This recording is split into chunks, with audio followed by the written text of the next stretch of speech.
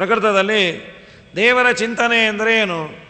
ಸಂಚಿಂತಯೇತ್ ಭಗವತಶ್ಚರಣಾರವಿಂದಂ ವಜ್ರಾಂಕುಶಧ್ವಜ ಸರೋರುಹ ಲಾಂಛನಾಢ್ಯಂ ಉತ್ತುಂಗರಕ್ತವಿಲಸನ್ನಕಚಕ್ರವಾಲಜೋಸ್ತಾಭಿರಾಹತ ಮಹತ್ ಹೃದಯಾಂಧಕಾರಂ. ದೇವರ ಪಾದ ಅಂದ ಕೂಡಲೇ ಪಾದಕ್ಕೆ ಸಂಬಂಧಪಟ್ಟ ಒಂದಿಷ್ಟು ಮಾಹಿತಿ ತಲೆಯಲ್ಲಿ ಬಂದರೆ, ಹಾಗಾದರೆ ನಾನು ದೇವರ ಬಗ್ಗೆ ಚಿಂತನೆ ಮಾಡಿದೆ ಅನ್ಕೋಬೇಕಂತ. ಏನದು ಪಾದ? ಸಂಚಿಂತಯೇತ್ ಸಮ್ಯಕ್ ಚಿಂತಯೇತ್. ಪಾದವನ್ನು ಹೇಗಿದೆ ಎಂದಾಗ ಧ್ವಜ ವಜ್ರ ಅಂಕುಶ ಈ ಚಿಹ್ನೆಗಳಿಂದ ಚಿಹ್ನಿತವಾಗಿದೆ. ಈ ಹೇಳೋದಷ್ಟೇ ಅಲ್ಲ, ವಿಷ್ಣುಪಾದವನ್ನು ದೇವರು ಇಟ್ಟು ಗಯಾದಲ್ಲಿ ಉದ್ಧಾರವೂ ಮಾಡಿದ್ದಾನೆ. ದೇವರ ಪಾದಗಳಲ್ಲಿ ಇನ್ಫ್ಯಾಕ್ಟ್ ಅದನ್ನು ಮುಟ್ಟಿ ಮುಟ್ಟಿ ಮುಟ್ಟಿ ಎಲ್ಲ ಸೌದೋಗಿದೆ. ಅದು ಆ ರೇಖೆಗಳೆಲ್ಲ ಸೌದೋಗಿದೆ. ರಾತ್ರಿ ಅದನ್ನು ಬರೀತಾರೆ. ಇನ್ನೂ ಸ್ವಲ್ಪ ಇದೆ. ಅದರ ಮೇಲೆ ಗಂಧವನ್ನು ಚೆನ್ನಾಗಿ ಹಾಕಿ ಬರೆದಿರ್ತಾರೆ. ಏಕೆಂದರೆ ಯಾವಾಗಿಂದ ಮುಟ್ತಾ ಬರ್ತಾ ಇರೋದು ಅದು. ಸಾವಿರಾರು ಜನ, ಲಕ್ಷ ಜನ ದಿನ ಪಕ್ಷ ಮಾಸದಲ್ಲಂತೂ ಲಕ್ಷಾಂತರ ಜನ ಅಂತ ವಿಷ್ಣುಪಾದದವರೆಗೂ ಹೋಗಲಿಕ್ಕೆ ಸಾಧ್ಯ ಇಲ್ಲಂತ. ಎಲ್ಲೆಲ್ಲೋ ನಿಂತು ಆ ಪಿಂಡವನ್ನು ಬೌಲಿಂಗ್ ಮಾಡೋದು. ಅದು ದೇವಸ್ಥಾನದ ಮೇಲೆ ಬೀಳು, ಒಳಗೆ ಬೀಳು, ಎಲ್ಲೆಲ್ಲೋ ಆಗತ್ತಂಥದ್ದು. ಸಿಕ್ಕಾಪಟ್ಟೆ ಜನ ಇರ್ತಾರೆ. ಹೀಗಾಗಿ ದೇವರ ಪಾದ ಅಂದರೆ ಧ್ವಜವಜ್ರ ಅಂಕುಶಗಳಿಂದ ಚಿಹ್ನಿತವಾದ ಪಾದ. ಉತ್ತುಂಗ ರಕ್ತವಿಲಸನ್ ನಖಚಕ್ರವಾಲ. ಅವನ ಬೆರಳುಗಳು ನಮ್ಮ ಪಾದದಂತೆ ಇದೆ. ಬೆರಳುಗಳಿದೆ ದೇವರ ಪಾದಕ್ಕೂ. 10 ಬೆರಳೆ. ಬೆರಳಿನ ಉಗುರು ಇದೆ. ಉಗುರು ಏನು ಮಾಡುತ್ತೆ? ಒಂದು ಬೆಳಕನ್ನು ಕೊಡುತ್ತೆ. ಆ ಬೆಳಕು ಜ್ಞಾನಿಗಳ ಹೃದಯದಲ್ಲಿರುವ ಎಲ್ಲ ಕತ್ತಲನ್ನು ಕಲಿಯುತ್ತೆ. ಈ ಪಾದವನ್ನು ಬ್ರಹ್ಮದೇವರು ತೊಳೆದಾಗ ಸಾಮಾನ್ಯ ನೀರು ಗಂಗೆ ಅಂತಾಯಿತು, ಪವಿತ್ರವಾದ ತೀರ್ಥ ಅಂತಾಯಿತು, ಮೈಲಿಗೇನೇ ಇಲ್ಲ ಅಂತಾಯಿತು. ಯಶೌಚ ನಿಸ್ಸೃತ ಸರಿತ್ ಪ್ರವರೋಧಕೇನ ತೀರ್ಥೇನ ಮೂರ್ಧ್ನ್ಯದಿತೇನ ಶಿವಶಿವೋಭೂತ್. ಶಿವನಾದ ಅಂತ. ಪಾಕಶಾಸನಗೊಲಿದು ಬಲಿಯ ಮೆಟ್ಟಿದ ಪಾದ, ಕಾಕುಶ ಕಟನ ಒದ್ದು ಕೊಂದ ಪಾದ, ನಾಕ ಭೀಕರ ಬಕನ ನೆಲಕ್ಕೆ ಕೆಡುಹಿದ ಪಾದ, ಲೋಕಪಾವನೆ ಗಂಗೆ ಜನಿಸಿದ ಪಾದವನು ಭಜಿಸಿ ಬದುಕೆಲೋ ಮಾನವ.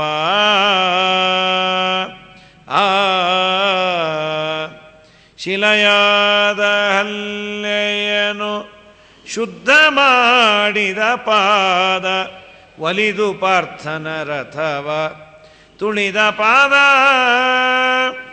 ಸಿರಿ ತನ್ನ ತೊಡೆಯ ಮೇಲೆ ಇಟ್ಟುವತ್ತುವ ಪಾದ, ಸಿರಿಕಾಗಿ ನೆಲೆಯಾದಿ ಕೇಶವನ ಪಾದವನು ಭಜಿಸಿ ಬದುಕೆಲೋ ಮಾನವ. ಪಾದ ಅಂದಾಗ ಕಡೆ ಪಕ್ಷ ಇಷ್ಟು ತಲೆಯಲ್ಲಿ ಬಂದರೆ, ಒಬ್ಬೊಬ್ಬ ದಾಸರು ಒಂದೊಂದು ರೀತಿ ಕನಸ್ಸು ಕಂಡೇನೆ, ಮನದಲ್ಲಿ ಕಳವಳಗೊಂಡೇನೆ, ಏನಪ್ಪೇಳಲಿ ತಂಗಿ ತಿಮ್ಮಯ್ಯನ ಪಾದವ ನಾ ಕಂಡೆ ಅಂತ. ಪಾದ ಆದಮೇಲೆ ದೇವರ 2 ತೊಡೆಗಳು. ಎಂಥ ತೊಡೆ? ಊರು ಸುಪರ್ಣ ಭುಜಯೋರ್ ಅಧಿಶೋಭಮಾನ. ಸುಪರ್ಣನ ಭುಜದ ಮೇಲೆ ಶೋಭಾಯಮಾನವಾಗಿ, ಅಂದರೆ ಸುಪರ್ಣ ಅಂದರೆ ಗರುಡದೇವರು. ಗರುಡಾರೂಢನಾಗಿ ಪಾದ, ಅವನ ತೊಡೆಗಳು ಆ ಗರುಡನ ಹೆಗಲ ಮೇಲೆ ಯಾವಾಗಲೂ ಹೊರಲ್ಪಟ್ಟಿರತ್ತೆ. ಪೀತಾಂಬರವನ್ನು ಉಟ್ಟಂತಹ ಟೊಂಕ. ಅವನ ಹೊಟ್ಟೆ ಒಂದು ಹೊಕ್ಕಳಿಗೆ ಆಶ್ರಯ. ಆ ಹೊಕ್ಕಳು ಎಷ್ಟು ದೊಡ್ಡದು ಅಂದರೆ ಇಡೀ ಬ್ರಹ್ಮಾಂಡವನ್ನೇ ತನ್ನಲ್ಲಿ ಇಟ್ಟುಕೊಂಡಂತಹ ಒಂದು ದೊಡ್ಡ ಪುಷ್ಪ, ಕಮಲ ಪುಷ್ಪ. ಅದು ಇವನ ನಾಭಿಯನ್ನು ಸರೋವರದಲ್ಲಿ ಹುಟ್ಟಿದೆ ಅಂತ. ಬ್ರಹ್ಮಾಂಡವೇ ಹಿಡಿಯುವ ಕಮಲ ಅಂದರೆ ಇನ್ನೆಷ್ಟು ದೊಡ್ಡದಿರಬೇಕು. ಆ ಕಮಲದ ತವರು ಮನೆ ದೇವರ ಹೊಕ್ಕಳು ಅಂತ. ಅದಕ್ಕೆ ನಾಭಿ ಹೃದ. ಹೃದ ಅಂದರೆ ಸರೋವರ, ದೊಡ್ಡ ಸರೋವರ ಇದ್ದಂತೆ ಇದೆ. ನಂತರದಲ್ಲಿ ಪರಮಾತ್ಮ ತನ್ನ ವಕ್ಷಸ್ಥಳ, ವಕ್ಷೋ ಅಧಿವಾಸಂ ವೃಷಭಸ್ಯ ಮಹಾವಿಭೂತೇ, ಲಕ್ಷ್ಮೀದೇವಿಯ ವಾಸಸ್ಥಾನ, ಕಂಠದಲ್ಲಿ ಕೌಸ್ತುಭಮಣಿ, ಸುಂದರವಾದ ಮುಖ. ಆ ಮುಖದಿಂದ ಒಮ್ಮೆ ನಗತಾ ಭಕ್ತನನ್ನು ನೋಡಿದ್ರೆ ಅವನ ಜೀವನದಲ್ಲಿದ್ದ ಎಲ್ಲ ದುಃಖಗಳು ದೂರ ಆಗತ್ತಂತೆ. ದುಃಖದ ಸಾಗರ ಬತ್ತಿ ಹೋಗುತ್ತೆ ಅಂತಾರೆ. ಅಲ್ಲ, ದುಃಖದ ಸಾಗರ ಅಂತಾರೆ, ಇದು ನಿಜಾನ ಅಂತ ಅನಿಸತ್ತೆ. ಅಷ್ಟು ದುಃಖ ಪಟ್ಟಿದ್ದೀವ? ಒಂದು ಜನ್ಮದ್ದು ಹೇಳಿಲ್ಲ, ಇದುವರೆಗೂ ನಾವು ನೀವು ತಾಯಿ ಗರ್ಭದಲ್ಲಿ ಎಷ್ಟು ಬಾರಿ ಬಂದಿರಬಹುದು ಅಂದರೆ ಅದು ಸಂಖ್ಯೆಯನ್ನು ಹೇಳಲ್ಲ ಕನಕದಾಸರು. ನಾವೊಂದು ಕ್ಯಾಲ್ಕುಲೇಷನ್ ಕೊಡ್ತೇನೆ, ನೀನು ಬೇಕಾದ್ರೆ ಊಹೆ ಮಾಡ್ಕೊ ಅಂತಾರೆ. ಹಲವು ಜನ್ಮಗಳಲ್ಲಿ ಎನಗಿತ್ತ ಮೊಲೆಹಾಲ ನಲಿದುಂಬುವಾಗ ನೆಲಕ್ಕೆ ಬಿದ್ದುದ ಅಳೆದು ನೋಡಿದರೆ ಲವಣರ್ಣವಕ್ಕೆ 3 ಮಡಿ ಬಳಿಕಳು ಅನಯನ ಜಲವೂ ನಲಿದುಂಬುವಾಗ ನೆಲಕ್ಕೆ ಬಿದ್ದುದ ಅಳೆದು ನೋಡಿದರೆ ಕ್ಷೀರಾರ್ಣವಕ್ಕೆ ಇಮ್ಮಿಗಿಲು. ತಾಯಿ ಹಾಲನ್ನು ಕುಡಿಬೇಕಾದ್ರೆ 1-2 ಡ್ರಾಪು ಕೆಳಗೆ ಬಿದ್ದದ್ದ ಒಬ್ಬೊಬ್ಬರದು ಏನಾದರೂ ಕಲೆಕ್ಟ್ ಮಾಡಿದ್ದರೆ, ಇದುವರೆಗೂ ಈ ಜೀವನಿಗೆ ಎಷ್ಟು ಜನ್ಮ ಬಂದಿದೆ ಒಬ್ಬೊಬ್ಬ ಇಂಡಿವಿಜುವಲ್ ಜೀವನಿಗೆ ಅಂದರೆ, ನೀನು ನಿಮ್ಮಮ್ಮನ ಹಾಲನ್ನು ಪಾನ ಮಾಡಬೇಕಾದ್ರೆ 1-2 ಡ್ರಾಪು ಕೆಳಗೆ ಬಿದ್ದದ್ದು ಏನಾದರೂ ಕಲೆಕ್ಟ್ ಮಾಡಿದರೆ ಒಬ್ಬೊಬ್ಬಂದು 2 ಕ್ಷೀರ ಸಮುದ್ರ ಅಂದರು. ಆಮೇಲೆ ಅತ್ತಿದ್ದೆಷ್ಟು, ಏನೇನೋ ದುಃಖ ಆಗಿ ಅತ್ತದ್ದು, ಆ ಅತ್ತ ನೀರನ್ನೇನಾದರೂ ದೇವರು ಒಣಗಿಸದೇ ಇದ್ದರೆ ಒಬ್ಬೊಬ್ಬನದು 3 ಸಮುದ್ರ ಅಂತ. ಒಬ್ಬೊಬ್ಬಂದು 3 ಸಮುದ್ರ ಅಂದರೆ ಇಷ್ಟು ಜನ ಹತ್ತಿದ್ದಾದರೆ ನಾವೆಲ್ಲ ದೋಣಿಲೇ ಓಡಾಡಬೇಕಾಗಿತ್ತು. ಕಾವೇರಿ ಗಲಾಟೆನೇ ಇಲ್ಲ, ಡೆಲ್ಲಿವರೆಗೂ ದೋಣಿಲೇ ಹೋದಾಗಿತ್ತು. ಬಳಿಕಳುವ ನಯನ ಜಲವೂ ಅಳೆದು ನೋಡಿದರೆ ಲವಣರ್ಣವಕ್ಕೆ 3 ಮಡಿ ಎಲಬುಗಳ ಹಾಸಿದರೆ ಮೇರುವಿಗೆ 4 ಮಡಿ ಚರಮವ ಸುತ್ತಿದರೆ ಭೂಮಿಗೈದು ಮಡಿ ನೆಲೆಯಾವುದಿ ದೇಹಕ್ಕೆ ನೊಂದೆನ ಹರಿಯನ್ನದೇ. ಇಷ್ಟೆಲ್ಲ ಕಷ್ಟಪಟ್ಟು ತಾಯಿ ಗರ್ಭದಲ್ಲಿ ಬರೋದು, ಮತ್ತು ಸಾಯೋದು, ಒದ್ದಾಡೋದು, ಅನೇಕ ಜನ್ಮ ಆಗಿದೆ ಅಂತ ಹೇಳಿ ಇದಕ್ಕೆಲ್ಲ ಫುಲ್ ಸ್ಟಾಪ್ ಅಂದರೆ ದೇವರು ಕೃಪಾಕಟಾಕ್ಷದಿಂದ ಒಮ್ಮೆ ಜೀವನನ್ನು ನೋಡಿದರೆ ಅವನ ಸಂಸಾರ ಬಂಧನದ ಬಿಡುಗಡೆ ಅಂತ ಹೇಳಿ, ಇದಾದ ಮೇಲೆ ಮಹದಾದಿ ಲಕ್ಷಣಗಳನ್ನು ಹೇಳಿ ಭಗವಂತ ಇಲ್ಲೊಂದು 2 ಮಾತಿದೆ. ದೇವರ ಪ್ರತಿಮೆಯನ್ನು ಪೂಜೆ ಮಾಡಬಾರ್ದು ಅಂತ. ಮೇಲು ನೋಟಕ್ಕೆ ಪ್ರತಿಮಾ ಪೂಜೆಯನ್ನು ದೇವರು ಬೈತಾನೆ. ಏನು ಅರ್ಚಾದಾವ ಅರ್ಚಯೇತ್ತಾವತ್ ಈಶ್ವರಂ ಮಾಂ ಸ್ವಕರ್ಮ ಕೃತೆ ಯಾವನ್ನ ವೇದ ಸೌರದಿ ಸರ್ವಭೂತೇಶ್ವವಸ್ಥಿತಂ. ನಾನು ಎಲ್ಲ ಕಡೆ ವ್ಯಾಪ್ತನಾಗಿದ್ದೇನೆ, ಎಲ್ಲ ಭೂತಗಳಲ್ಲಿ ನಾನು ಇದ್ದೇನೆ. ಅದನ್ನು ಕಾಣದೆ, ಅದರ ಬಗ್ಗೆ ತಿಳುವಳಿಕೆ ಇಲ್ಲದೆ ಬರೀ ಪ್ರತಿಮೆಯಲ್ಲಿ ಮಾತ್ರ ನನ್ನನ್ನು ಪೂಜೆ ಮಾಡೋದು ವೇಸ್ಟ್. ನನ್ನ ಪೂಜೆಯನ್ನು ಮಾಡಬೇಡಿ ಅಂತ ಮೇಲು ನೋಟಕ್ಕೆ ತೋರತ್ತು. ಆಚಾರ್ಯರಂದರು ಪ್ರತಿಮಾ ಪೂಜೆಯನ್ನು ಎಲ್ಲರೂ ಮಾಡಲೇಬೇಕು. ಅಫ್ಕೋರ್ಸ್ ಎಲ್ಲ ಕಡೆ ದೇವರಿದ್ದಾನೆ ಅಂತ ಚಿಂತನೆಯನ್ನು ಮಾಡಲೇಬೇಕು, ಅದರೊಳಗೇನು ಡೌಟ್ ಇಲ್ಲ. ಆದರೆ ಸಾಮಾನ್ಯರು ಅಷ್ಟೆಲ್ಲ ಚಿಂತನೆ ಮಾಡಲಿಕ್ಕೆ ಆಗೋದಿಲ್ಲ. ಆದ್ದರಿಂದ ಪ್ರತಿಮಾ ಪೂಜೆಯನ್ನು ಮಾಡಲೇಬೇಕು. ಮತ್ತು ದೇವರು ಹೇಳಿದ ಮಾತಿಗೆ ಏನದು ಅಮೆಂಡ್ಮೆಂಟ್ ನೀವ್ಯಾರು ತರೋರು? ಆಚಾರ್ಯರಂತಾರೆ, ದೇವರ ಮಾತು ನಮ್ಮಪ್ಪನ ಮಾತು ನಂಗೆ ಗೊತ್ತು, ಹೇಳ್ತೀನಿ ಕೇಳ್ರಿ. ಆಚಾರ್ಯರೊಂದು ತಾತ್ಪರ್ಯ ಕೊಟ್ಟರು. ಅಗ್ನೋ ಅರ್ಚಯೇ ದೇವ ಅರ್ಚಾಯಾಮ್. ಅಜ್ಞಾನಿಯಾದವನು ಪ್ರತಿಮಾ ಪೂಜೆಯನ್ನು ಮಾಡಲೇಬೇಕು. ಭಕ್ತಿ ಅದನ್ನು ಬಳ್ಳಿ ಅಂತ ಕರೀತಾರೆ. ಬಳ್ಳಿಗೆ ಒಂದು ಆಧಾರ ಇದ್ರೇ ಹಬ್ಬೋದು, ಇಲ್ಲಾಂದರೆ ಬಳ್ಳಿ ಕೆಳಗೆ ಬಿದ್ದೋಗತ್ತದು. ಅದಕ್ಕೊಂದು ಬೊಂಬೋ ಮರವೋ ಒಂದು ಗಟ್ಟಿಯಾದ ಆಧಾರ ಇದ್ದರೆ. ದೇವರಲ್ಲಿ ಭಕ್ತಿಯನ್ನು ಮಾಡಬೇಕು ಅಂದರೆ ದೇವರ ಚಿತ್ರ ನಮ್ಮ ತಲೆಯಲ್ಲಿಲ್ಲ, ಒಂದು ಪ್ರತಿಮೆಯೋ ಶಾಲಿಗ್ರಾಮವನ್ನು ನೋಡಿದಾಗ ದೇವರ ರೂಪ ಹೀಗಿದೆ ಅಂತ ಅದರ ಚಿಂತನೆಯನ್ನು ಮಾಡ್ಬೋದು, ಭಕ್ತಿಯನ್ನು ಮಾಡ್ಬೋದು. ಹಾಗಾಗಿ ಅಜ್ಞಾನಿಯಾದವನು ದೇವರ ಪೂಜೆಯನ್ನು ಪ್ರತಿಮಾ ಪೂಜೆಯನ್ನು ಮಾಡಲೇಬೇಕು. ಜ್ಞಾನಿಯಾದವನು, ಜ್ಞಾನಿ ಅಂದರೆ ಅಪರೋಕ್ಷ ಜ್ಞಾನಿ, ಶಾಸ್ತ್ರ ತಿಳಿದವನಲ್ಲ, ಅಪರೋಕ್ಷ ಜ್ಞಾನಿಯಾದವನು ಒಂದು ವೇಳೆ ದೇವರ ಪೂಜೆ ಬಿಟ್ಟರೆ ದೋಷ ಇಲ್ಲ, ಆದರೆ ಅವನು ಮಾಡೇ ಮಾಡ್ತಾನಂತೆ. ಅಗ್ನೋ ಅರ್ಚಯೇ ದೇವ ಅರ್ಚಾಯಾಮ್ ಅನ್ಯಥಾ ದೋಷವಾನ್ ಭವೇತ್. ಗ್ನಸ್ತು ಅರ್ಚಯನ್ ಸಹ ಗುಣವಾನ್ ಅನ್ಯಥಾ ದೋಷವಾನ್ನತು. ಮಾಡಿದ್ರೆ ಹೆಚ್ಚಿನ ಪುಣ್ಯ. ಸಾಮಾನ್ಯ ಮಾಡ್ತಾರಂತೆ, ಭಗವದ್ಗೀತೆಯಲ್ಲಿ ಅದೇ ದೇವರಂತಾನೆ. ಕರ್ಮಾಚರಣೆಯನ್ನು ನಾವು ನೀವು ಮಾಡಬೇಕು ಅಂತ ಹೇಳೋದೇನು? ಅಪರೋಕ್ಷ ಜ್ಞಾನಿಗಳೇ ಲೋಕಕ್ಕೆ ಮಾಡೆಲಿಂಗ್ ಮಾಡೋ ಸಲುವಾಗಿ ಮಾಡ್ತಾರೆ. ರಾಘವೇಂದ್ರ ಸ್ವಾಮಿಗಳು ಮಡಿಯನ್ನು, ಮೈಲಿಗೆಯನ್ನು, ನಿತ್ಯ ದೇವರ ಪೂಜೆಯನ್ನು, ಶಾಸ್ತ್ರಗ್ರಂಥದ ರಚನೆ ಇವೆಲ್ಲ ಮಾಡುವ ಅನಿವಾರ್ಯತೆ ಏನಿತ್ತು? ಅವರು ಅಪರೋಕ್ಷ ಜ್ಞಾನ ಆದಮೇಲೆ ಎಲ್ಲೋ ಅವ್ರ ಪಾಡಿಗೆ ಅವರು ಕೂತು ಸಾಧನೆಯನ್ನು ಮಾಡ್ಕೊಳ್ಬಹುದು. 4 ಜನಕ್ಕೆ ನಾನು ರೋಲ್ ಮಾಡಲ್ ಆಗಬೇಕು, ನಾನು 4 ಜನಕ್ಕೆ ದಾರಿಯನ್ನು ಹಾಕಿಕೊಟ್ರೆ ಅವರು ನನ್ನಂತೆ ಅನುಸರಣೆ ಮಾಡ್ತಾರೆ ಅನ್ನೋದಕ್ಕೆ ಜ್ಞಾನಿಗಳು ಮಾಡೋದು. ಒಂದು ವೇಳೆ ಮಾಡಲಿಲ್ಲ ಅಂದರೆ ಅಪರೋಕ್ಷ ಜ್ಞಾನಿಗಳಿಗೆ ಮೋಕ್ಷಕ್ಕೇನೋ ಪ್ರತಿಬಂಧಕ ಇಲ್ಲ. ಮತ್ತು ಅವರು ಬಿಡೋದು ಇಲ್ಲ ಅಂದ್ಕೊಳ್ರಿ, ಅದು ಸ್ವಭಾವ, ನಮಗಿನ್ನ ಹೆಚ್ಚಾಗಿ ಮಾಡ್ತಾರೆ. ಹಾಗಾಗಿ ಅಪರೋಕ್ಷ ಜ್ಞಾನಿಗಳು ಒಂದು ವೇಳೆ ದೇವರ ಪೂಜೆಯನ್ನು ಮಾಡದೇ ಇದ್ದರೆ, ಕೆಲವರು ಹಾಗೂ ಇದೆಯಂತ ಅಪರೋಕ್ಷ ಜ್ಞಾನಿಗಳು ಮೇಲ್ನೋಟಕ್ಕೇನೋ ಮೈಲಿಗೆ ಇದ್ದಾಗಿರುತ್ತೆ, ನಮಗೆ ಅವರನ್ನು ರೀಡ್ ಮಾಡಲಿಕ್ಕೆ ಆಗೋದಿಲ್ಲ ಅಂಥೇಳಿ ಏನಪ್ಪ ಇವರು ಸರಿಯೇ ಇಲ್ಲ ಅಂತ. ಮತ್ತು ಮೈಲಿಗೆ ಮಾಡೋರೆಲ್ಲ ಅಪರೋಕ್ಷ ಜ್ಞಾನಿಗಳಲ್ಲ, ಅದು ಒಂದು ತಲೆಯಲ್ಲಿರಲಿ. ಬಹಳ ಮೈಲಿಗೆ ಅವ್ರು ಏನೇನೇನೇನೂ ಇಲ್ಲ, ಕಂಡಲ್ಲಿ ತಿಂದೆ, ಕಂಡಲ್ಲಿ ಏನೇನೋ ಮಾಡಿದೆ, ಅವರು ಪ್ರಾಯಃ ಅಪರೋಕ್ಷ ಜ್ಞಾನಿಗಳಿರಬೇಕು. ಅದಲ್ಲ, ಈ ಅಪರೋಕ್ಷ ಜ್ಞಾನಿಗಳು ಅಂತ ಹೇಳೋದು ತುಂಬ ಕಷ್ಟ ಇದೆ. ಯಾರು ಸರ್ಟಿಫೈ ಮಾಡಲಿಕ್ಕಾಗೋದಿಲ್ಲ. ಅವರು ತಮ್ಮ ಹೃದಯದಲ್ಲಿ ದೇವರನ್ನು ಕಂಡಿದ್ದು ನನಗೆ ಗೊತ್ತು, ಅದು ಕಷ್ಟವೇ ಅದು. ಇಲ್ಲ ಅವರೇ ಹೇಳಿದ್ರು, ನಾನೂ ಹೇಳ್ತೇನೆ ಹಾಗಾದರೆ ನನಗೂ ದೇವರು ಕಂಡ್ಯಾನೆ ಅಂತ. ಆಗೋದಿಲ್ಲ ಅದು. ಕೆಲವು ಪ್ಯಾರಾಮೀಟರ್ಸನ್ನು ಹೇಳಿದ್ದಾರೆ ಶಾಸ್ತ್ರದಲ್ಲಿ, ಅದನ್ನು ಗಮನಿಸಿದಾಗ ಅವರ ಜೀವನದಲ್ಲಿ ಆಗಿರ್ತಾರೆ ಅಂತ ಹೇಳ್ಬೋದೇ ವಿನಃ ಅದೆಲ್ಲ ಇತ್ತೀಚೆಗೆ ಇವರು ಅಪರೋಕ್ಷ ಜ್ಞಾನಿ ಅವರು ಅಪರೋಕ್ಷ ಜ್ಞಾನಿ ಅಂತ ಹೇಳೋದೆಲ್ಲ ಕಷ್ಟನೇ. ಅದೆಲ್ಲ ಸುಮ್ಮನೆ ಸಮಸ್ಯೆ ಆಗತ್ತದು. ಸುಮ್ಮನೆ ಇದ್ದು ಬಿಡೋದು ಒಳ್ಳೆಯದು. ಇಲ್ಲ ಅವ್ರ ಅಪರೋಕ್ಷ ಜ್ಞಾನಿಗಳು ಇರ್ಬೋದಪ್ಪ ಅಂತ ಸುಮ್ಮನಾಗೋದು ಒಳ್ಳೆಯದು. ಇಲ್ಲ ಅಂದರೆ ನಮ್ಮನ್ನು ಬೈತಾರೆ, ನಿಮಗಂತೂ ಆಗಿಲ್ಲ, ಆದವ್ರದ್ದು ಇಲ್ಲ ಅಂತೀರಿ ಅಂತ. ಏನು ಹುಡುಗಾಟವ ಅಪರೋಕ್ಷ ಜ್ಞಾನ ಅಂದರೆ? ಅದು ಬಿಂಬಾಪರೋಕ್ಷ ಅಂದರೆ ಬಹಳ ದೊಡ್ಡ ಸಾಧನೆ ಬೇಕದು.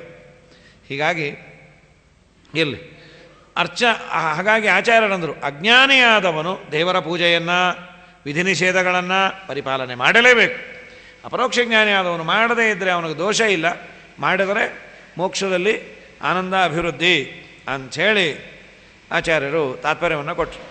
ಇಷ್ಟೆಲ್ಲ ಹೇಳಿದ ಮೇಲೆ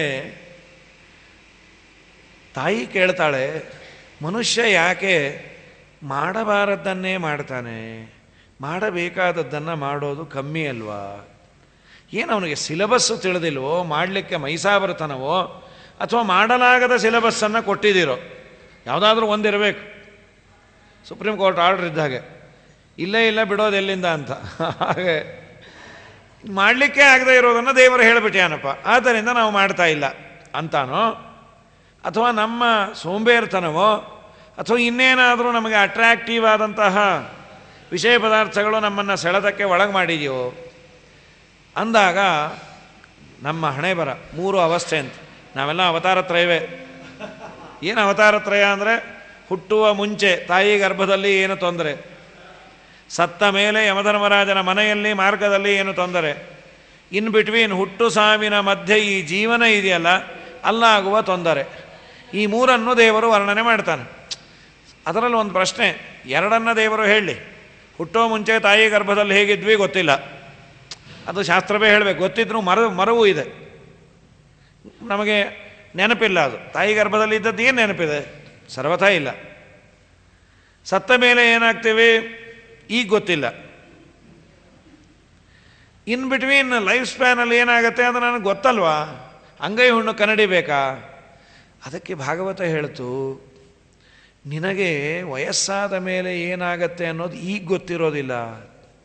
ತಾರುಣ್ಯದಲ್ಲಿ 20ರಿಂದ 35 ವರ್ಷ ಬಿಸಿ ರಕ್ತ ಮನುಷ್ಯನಿಗೆ ವಯಸ್ಸಾದವ್ರಿಗೆ ಏನಾಗತ್ತೆ ಅನ್ನೋದು ಗೊತ್ತಾಗೋದಿಲ್ಲ. ಅವರೇನೋ ಕೈ ನೋವು ಕಾಲು ನೋವು ಅಂತ ಇದ್ದರೆ ನಮಗೆ ನಾಟಕ ಅಂತ ಅನ್ನಿಸ್ತಾ ಇರತ್ತೆ. ಇದು ಎಷ್ಟು ನಾಟಕ ಆಡ್ತಾರೆ ನೋಡು, ಎಲ್ಲ ಸರಿ ಇದೆ. ಅವ್ರ ಮಗಳು ಮನೆ ಅಂದರೆ ಕುಣ್ಕೊಂಡು ಹೋಗ್ತಾರೆ, ಆಗ ರೆಕ್ಕೆ ಬಂದುಬಿಡತ್ತಾ? ನಾವು ಮಠಕ್ಕೆ ಕರೆದ್ರೆ ಮಾತ್ರ ಇವರು ಕಾಲು ನೋವು. ಇದು ಅಲ್ಲಿ ಏನೋ ಪಾಪ ಅನಿವಾರ್ಯ ಹೋಗಬೇಕಾಗಿರತ್ತೆ.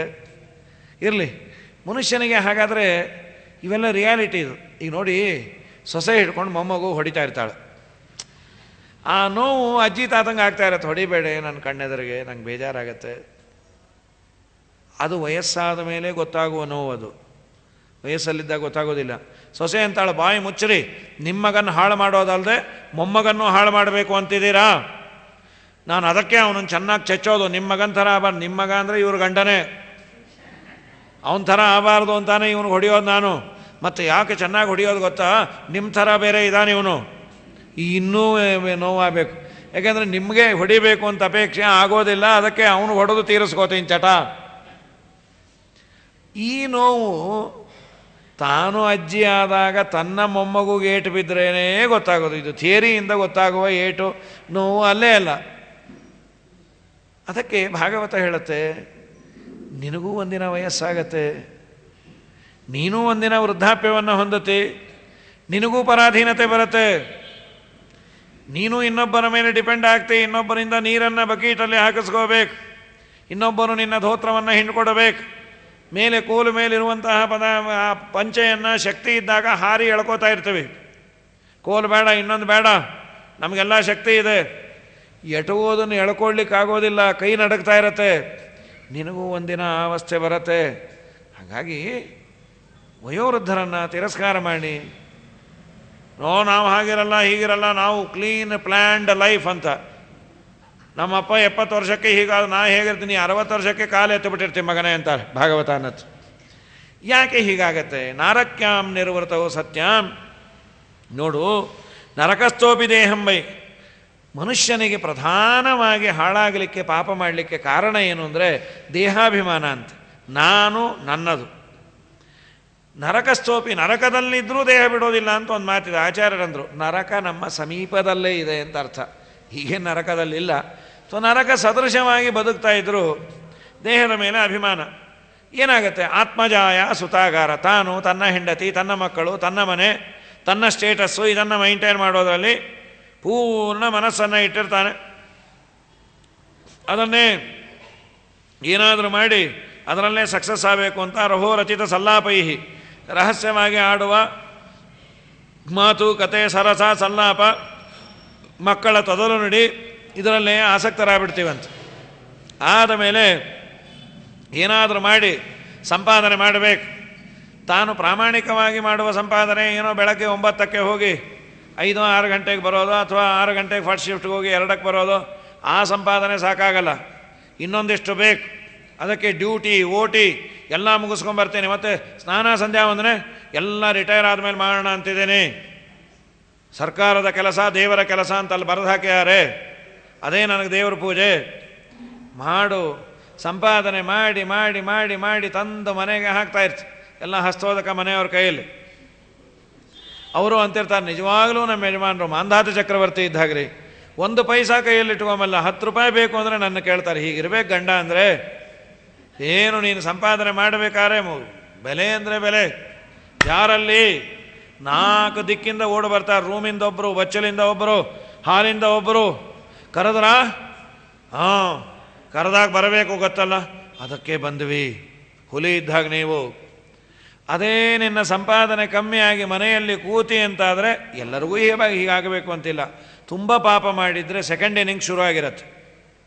ಆಗ ನೀನೇನೋ ಅಪ್ಪಿ ತಪ್ಪಿ ಚಪ್ಪಾಳೆ ಹಾಕ್ತಿ. ಯಾರಲ್ಲಿ? ಯಾರೂ ಇಲ್ಲ ಇಲ್ಲಿ, ಬಾಯಿ ಮುಚ್ಕೊಂಡಿರಿ. ಅಲ್ಲಿ ಇದ್ದಲ್ಲೇ ವಾಯ್ಸ್ ಬರುತ್ತೆ, ಎಲ್ಲ ಬೌನ್ಸರ್ಗಳೇ ಬರುತ್ತದು. ಯಾಕೆ? ನೀ ಮಾಡಿದ್ದು ಎಲ್ಲರನ್ನೂ ಉಜ್ಜಿ ಉರಿಸಿ ಬಾಯಿಗೆ ಹಾಕ್ಕೊಂಡಿರ್ತೀವಿ. ಆಗ ಅವರು ಶುರು ಮಾಡ್ತಾರೆ. ಭಾಗವತ ಅಂತೂ ಶ್ರಿಯಾವಿಹೀನ ಕೃಪಣ ಜಾಯಂ ಶಶತಮೂಢದೀಹಿ ನಾದ್ರೀಯಂತೆ ಯಥಾಪೂರ್ವಂ. ಮೊದಲು ಅವನಿಗೇನು ಆಧಾರ ಮಾಡ್ತಾಯಿದ್ರು ಅದು ಮಾಡೋದಿಲ್ಲ. ಕಡೆಗೇನಾಗುತ್ತೆ? ಕೀನಾಶೈವ ದುರ್ಬಲ. ಕೀನಾಶ ಅಂದರೆ ಎತ್ತು. ದುಡಿಯೋವರೆಗೂ ಆ ಕೃಷಿ ಹೊಲ ಎತ್ತನ್ನು ನಂದು ಅಂತಾನೆ. ಸಂಕ್ರಾಂತಿ ಬಂತು ಅಂದರೆ ಅದಕ್ಕೆ ಪೈಂಟ್ ಹೊಡಿತಾನೆ, ನಮ್ಮದ್ರಿ ಇದು ಎತ್ತು ಅಂತ. ಅದಕ್ಕೆ ನೇಗಿಲನ್ನು ಎಳಿಲಿಕ್ಕೆ ಆಗದೇ ಇದ್ದಾಗ ಅದಕ್ಕೆ ಹುಲ್ಲನ್ನು ಹಾಕಲ್ಲ, ಆಹಾರವನ್ನು ಹಾಕೋದಿಲ್ಲ, ಹಾಕ್ತಾ ಇರಲಿಲ್ಲ. ಈಗೇನು ಮಾಡ್ತಾನೆ? ನನಗೆ ಉಪಯೋಗ ಬೀಳೋದಿಲ್ಲ ಅಂದರೆ ಕಸಾಯಿಖಾನೆ ಕಳಿಸು ಅಂತ. ಅಲ್ಲ, ಇಷ್ಟು ದಿನ ನಿನಗೆ 10-20 ವರ್ಷ ದುಡಿದು ಅನ್ನ ಕೊಡ್ತು, ಅದರ ಪಾಡಿಗೆ ಅದೆಲ್ಲೋ ಮೇಯ್ಕೋ, ಮತ್ತೆ ಬೇಡ, ನನಗೆ ಉಪಯೋಗ ಇಲ್ಲ ಅಂದರೆ ಅದನ್ನು ಕಳಿಸು. ನಮ್ಮ ಅವಸ್ಥೆನೂ ಹೀಗೆ ಆಗುತ್ತೆ. ಕಸಾಯಿಖಾನೆ ಮನುಷ್ಯರಿಗಿಲ್ಲ, ಕಳಿಸಿಲ್ಲ ಅಷ್ಟೇ. ಇದು ಕಪಿಲನಾಮಕ ಹೇಳೋದು. ಎಲ್ಲರಿಗೂ ಹೀಗಾಗಬೇಕು ಅಂತಿಲ್ಲ. ಇವನು ಪುಣ್ಯವಂತನಾಗಿದ್ದು ಇವನ ತಂದೆ ತಾಯಿಯನ್ನು, ಇವನ ಹಿರಿಯರನ್ನು ಗೌರವದಿಂದ ನೋಡಿಕೊಂಡಿದ್ದ. ಬೇಡ, ಯಾವುದೋ ಜನ್ಮದಲ್ಲಿ ಪುಣ್ಯ ಮಾಡಿದ್ದ ಅಂದರೆ ಅಡ್ಡಿ ಇಲ್ಲ. ಪ್ರಾಯ ಮನುಷ್ಯನ ಅವಸ್ಥೆ ವಯಸ್ಸಾದ ಮೇಲೆ ಸ್ವಲ್ಪ ತಿರಸ್ಕಾರಕ್ಕೆ ಒಳಗಾಗ್ತಾನೆ. ಜನರಲ್ಲಿದೆ. ಅಂದರೆ ಜನ್ರೇಷನ್ ಗ್ಯಾಪ್ ಅಂತ ಇವತ್ತು ಅನಿವಾರ್ಯವಾಗಿ ಹೊಂದ್ಕೋಬೇಕಾಗತ್ತೆ. ಎಲ್ಲೆಲ್ಲೋ ಕೆಲವೆಲ್ಲ ಹೇಳ್ತಿರ್ತಾರೆ. ಏನು ಹೆಚ್ಚಿಂದ ಹೇಳಿರೋದಿಲ್ಲ ಅತ್ತೆ ಮಾವ, ಜೊತೆಗಿದ್ರೇ ಅದೊಂದು ದೊಡ್ಡ ಅಹೋಭಾಗ್ಯಂ ಅಹೋಭಾಗ್ಯಂ ಅಂತ. ಅಪರೂಪಕ್ಕೇನಾದರೂ ಮಾಡೋ ತುಳಸಿ ಪೂಜೆ ಮಾಡ್ತಿ, ಒಂದು ಸೀರೆ ಉಟ್ಕೊಂಡು ಒಂದು 5 ನಿಮಿಷ ಮಾಡು. ಅವೆಲ್ಲ ನೀವ್ಯಾರು ಹೇಳಲಿಕ್ಕೆ, ನಮ್ಮ ಡ್ರೆಸ್ ಬಗ್ಗೆ ನೀವ್ಯಾರು ಮಾತಾಡಲಿಕ್ಕೆ, ನಮ್ಮ ಅತ್ತೆ ಅಂಥೇಳಿ ಗಲಾಟೆ ಮಾಡಿ ನೀವೇ ಚೂಡಿದಾರ ಹಾಕ್ಕೊಂಡು ಪೂಜೆ ಮಾಡಿರಿ, ಗೊತ್ತಾಗತ್ತೆ. ಲಕ್ಷ್ಮೀದೇವಿಗೆ ಯಾವುದಾದ್ರೇನು, ಅವಳಿಗೆ ಬೇಕಾಗಿಲ್ಲ, ನಿಮಗೆ ಯಾಕೆ? ಓ ಎಷ್ಟು ಗಲಾಟೆ, ಏನು ಎತ್ತ, ಇಷ್ಟೆಲ್ಲ ಗಲಾಟೆಗಳಾಗತ್ತೆ. ನಾದ್ರಿಯಂತೆ ಯಥಾಪೂರ್ವಂ. ಮೊದಲಿನ ಮರ್ಯಾದೆ ನಿನಗಿರೋದಿಲ್ಲ. ಸರಿ, ಕಡೆಗೆ ಏನಾಗತ್ತೆ? ಜರಯೋಪಾತ್ತವೈರೂಪ್ಯ. ಮುಪ್ಪಿನಿಂದ ರೂಪ ಮೊದಲಿನ ರೂಪ ಇಲ್ಲ, ಇಂಟೇಕ್ ಕಮ್ಮಿ. ಆಹಾರ ಕಮ್ಮಿ ಹೋಗುತ್ತೆ. ಜಾಠರಾಗ್ನಿ ತನ್ನ ಶಕ್ತಿ ಕಮ್ಮಿ ಮಾಡ್ಕೊಂಡಿರುತ್ತೆ. ಹೊಟ್ಟೆ ಒಳಗೆ ಒಂದು ಅಗ್ನಿ ಇದೆ, ವೈಶ್ವಾನರ ಅಂತ ಕರೀತಾರೆ. ನಾವು ತಿಂದ ಅನ್ನವನ್ನು ಪಚನ ಮಾಡುವ ಅಗ್ನಿ ಅದು. ವಯಸ್ಸಾಗ್ತಾ ಆಗ್ತಾ ಆಗ್ತಾ ಬತ್ತಿಯ ಬೆಳಕು ದೀಪದ್ದು ಕಮ್ಮಿ ಆದಂತೆ ನಮ್ಮ ಹೊಟ್ಟೆಯಲ್ಲಿರುವ ಬೆಂಕಿಯ ಶಕ್ತಿ ಕಮ್ಮಿ ಆಗುತ್ತೆ. ಆದ್ದರಿಂದ ಇಂಟೇಕ್ ಕಮ್ಮಿ, ಡೈಜೆಸ್ಟಿವ್ ಸಿಸ್ಟಮ್ ಮೊದಲಿನಂತೆ ವರ್ಕ್ ಮಾಡೋದಿಲ್ಲ. ಯಾವಾಗ ಆಹಾರ ಕಮ್ಮಿ, ಔಟ್ಪುಟ್ಟು ಕಮ್ಮಿ, ಕೆಲಸ ಜಾಸ್ತಿ ಮಾಡಲಿಕ್ಕಾಗೋದಿಲ್ಲ, ಮೊದಲಿನಂತೆ ಭಾರ ಎತ್ತಲಿಕ್ಕಾಗೋದಿಲ್ಲ. ಅನಿವಾರ್ಯವಾಗಿ ಡಿಪೆಂಡ್ ಆಗಬೇಕಾಗತ್ತೆ. ಮೊದಲಿನ ರಿಫ್ಲೆಕ್ಸ್ ಇರೋದಿಲ್ಲ, ಕಣ್ಣು ಕಿವಿ ಮೂಗು. ಗಾಡಿ ಬರ್ತಾ ಇರುತ್ತೆ, ಅದು ಬರೋದರಲ್ಲಿ ವಯಸ್ಸಿದ್ದಾಗ ಓಡ್ತೀವಿ, ಇದು ಗೊತ್ತಾಗತ್ತೆ ವಯಸ್ಸಾದ ಮೇಲೆ. ಓಡಲಿಕ್ಕೆ ಕಾಲಿನಲ್ಲಿ ರಿಫ್ಲೆಕ್ಸ್ ಇರೋದಿಲ್ಲ. ಎಷ್ಟೋ ಜನ ಪಾಪ ಈ ಜಯನಗರದ ಕಡೆ ಎಲ್ಲ ಪುರಾಣಕ್ಕೆ ಯಾಕೆ ಬರ್ತಿಲ್ಲ ಅಂದಾಗ ವಯಸ್ಸಾಗಿದೆ, ರೋಡ್ ಕ್ರಾಸ್ ಮಾಡೋದು ತುಂಬ ಕಷ್ಟ, ಆ ಗಾಡಿಗಳ ಲೈಟು ಕಣ್ಣು ಕುಕ್ಕಿಬಿಡತ್ತದು, ತುಂಬ ಜಾಸ್ತಿ ಆಗಿದೆ. ಅದರಲ್ಲೂ ಹುಡುಗರುಗಳಂತೂ ಹುಚ್ಚಾಬಟ್ಟೆ ಫಾಸ್ಟಾಗಿ ಬರ್ತಾರೆ ಬೈಕಲ್ಲಿ. ಏನೋ ಆಕ್ಸಿಡೆಂಟ್ ಆಗಿ ವಯಸ್ಸಾದವ್ರು ಹೋಗಿದ್ರೆ ಅಡ್ಡಿ ಇಲ್ಲ, ಹೋಗಬೇಕು ಅನ್ನೋ ತಾತ್ಪರ್ಯ ಅಲ್ಲ. ಕೈಕಾಲು ಮುರ್ಕೊಂಡು 16 ವರ್ಷ ಬಿದ್ದು ಈ ಭಯ ಒಂದಿದೆ. ಅದರಲ್ಲೂ ನಮ್ಮ ದುರ್ದೈವಕ್ಕೆ ಈಗ ಮೂಳೆಗಳೆಲ್ಲ, ಅದು ಮೂಳೆನೋ ಗ್ಲಾಸೋ ಗೊತ್ತಿಲ್ಲ, ಚೂರು ಬಿದ್ದರೆ ಮುರಿಯಿತು ಅಂತಾನೆ, ತುಂಬ ಬ್ರಿಟಲ್ಲಾಗಿ ಕೂತಿದೆ, ಮೂಳೆಗಳಲ್ಲಿ ಗಟ್ಟಿತನ ಇಲ್ಲ. ಹೀಗಾಗಿ ಹಾಗೆ ಹೋಗಿ ಮೂಳೆ ಮುರಿಯಿತು ಅಂದರೆ ಒಂದೆರಡು ರಾಡ್ ಹಾಕಿ ಐರನ್ ಮ್ಯಾನ್ ಮಾಡಿ ಕೂಡಿಸ್ಬಿಡ್ತಾರೆ. ರಾಡ್ ಹಾಕ್ಲಿಕ್ಕೆ 1 ಲಕ್ಷ, ತೆಗಿಲಿಕ್ಕೆ 1 ಲಕ್ಷ. ಈ ಮಧ್ಯೆ ಹೇಗಿದೆ ರೀ, ಹಾಕಿದಾಗ ನೋವಿತ್ತು, ತೆಗೆದಾಗ ನೋವಿತ್ತು, ಇದು ಎರಡಕ್ಕಿಂತ ಮೊದಲು ಬಿದ್ದಾಗಿನ ನೋವೇ ವಾಸಿ ಅನ್ನಿಸ್ತು ಅಂಥೇಳಿ ಈ ದುರವಸ್ಥೆಗೆ ಇಳಿದಿದ್ದೇವೆ. ಕಡೆಗೆ ನಾನಾ ತರಹದ ಮನೆಯಲ್ಲಿ ನಾದ್ರಿಯಂತೆ, ಮೊದಲಿನಂತೆ ಅವನಿಗೆ ಮರ್ಯಾದೆ ಇರೋದಿಲ್ಲ. ಎಲ್ಲೋ ನೀರು ಒಂಚೂರು ಬೆರೆಸ್ಕೊಡ್ರಿ, ಸ್ನಾನ ಮಾಡ್ತೀನಿ ಬಚ್ಚಲಲ್ಲಿ, ಅದು ಬಾಯ್ಲರ್ ಎಟ್ಕಲ್ಲ. ಇವ್ರಿಗೂ ಕೋಪ ಜಾಸ್ತಿ ವಯಸ್ಸಾದ ಮೇಲೆ. ಅವಳು 1 ನಿಮಿಷ ರೀ ಗಂಡನ ಕಳಿಸ್ ಬರ್ತೀನಿ, ನಿಂಗೆ ನಿನ್ನ ಗಂಡನೇ ಹೆಚ್ಚು, ನಾವು ಅಂದರೆ ಬೆಲೆನೇ ಇಲ್ಲ, ನಾನೇ ತೋಡ್ಕೋತೀನಿ, ತೋಡ್ಕೊಡ್ರಿ, ನೀವೇನೋ 25 kg ಅಕ್ಕಿ ಎತ್ತುತ್ತಾ ಇದ್ರಂತಲ್ಲ ಅಂದ್ಬಿಡ್ತಾಳೆ. ಇನ್ನೂ ಕೋಪ ಬಂದು ಆ ಬಕೀಟ್ ಎತ್ತಲಿಕ್ಕೆ ಹೋಗಿ ಇದ್ದ ನೀರು ಚೆಲ್ಲಿ ಮನೇಲಿ ಉಗಿದು ಉಪ್ಪಿನಕಾಯಿ ಹಾಕಿಸ್ಕೊಂಡು ಅಪ್ಪೋ ಸಾಕಾಗಿ ಹೋಗತ್ತೆ. ಇಟ್ಟದಪ್ಪ ಕೋಪ ಮಾಡಿಕೊಂಡು ಬದುಕೇ ಇರಬಾರ್ದಪ್ಪ, ಜನ್ರೇಷನ್ ಗ್ಯಾಪ್ ಇದು, ಹಾಳಾಗಿ ಹೋಗ. ಇದು ಎಲ್ಲರ ಮನೆಯ ಹಣೆ ಬರಹ. ಇದೇನೂ ಜೊತೆಗಿದ್ರೆ, ಇಲ್ಲಾಂದರೆ ಅವರೆಲ್ಲೋ ಇವರೆಲ್ಲೋ ನಿರೀಕ್ಷಣೆ ಮಾಡ್ತಾ ಕೂತಿರೋದು. ಮ್ರಿಯತೆ ರುದತಾಂ ಸ್ವಾನಾಂ. ಕಡೆಗೆ ಏನಾಗುತ್ತೆ, ಶಯಾನಃ ಅವನು ಬಾಯಿ ಬಿಟ್ಟ ವೇಳೆಯಿಂದ ಬೈಯೋದು, ಬಾಯಿ ಮುಚ್ಚ್ರಿ ಅಂತ 2 ಸಲ ಹೇಳಿದೆ, ಆಕಳಿಸ್ತಾ ಇದ್ದೇನೆ ಅಂತಾನೆ, ಬಾಯಿ ಮುಚ್ಕೊಂಡೆ ಆಕಳಿಸ್ರಿ. ಶಯಾನಃ ಪರಿಶೋಚದ್ಭಿ ಪರಿವೀತ ಸ್ವಬಂಧವೇ. ಹಾಸಿಗೆ ಹಿಡಿದು ಬಿಡ್ತಾನೆ. ಬಂದು ಬಳಗ ಎಲ್ಲರೂ ಬಂದು ನೋಡ್ಕೊಂಡು ಹೋಗೋಣ, ಇನ್ನು 2 ದಿನ ಇರ್ತಾನೋ, ಎಲ್ಲ ಬಂದು ನೋಡ್ಕೊಳ್ಳಿಕ್ಕೆ ಅಂತ ಬರ್ತಾರೆ.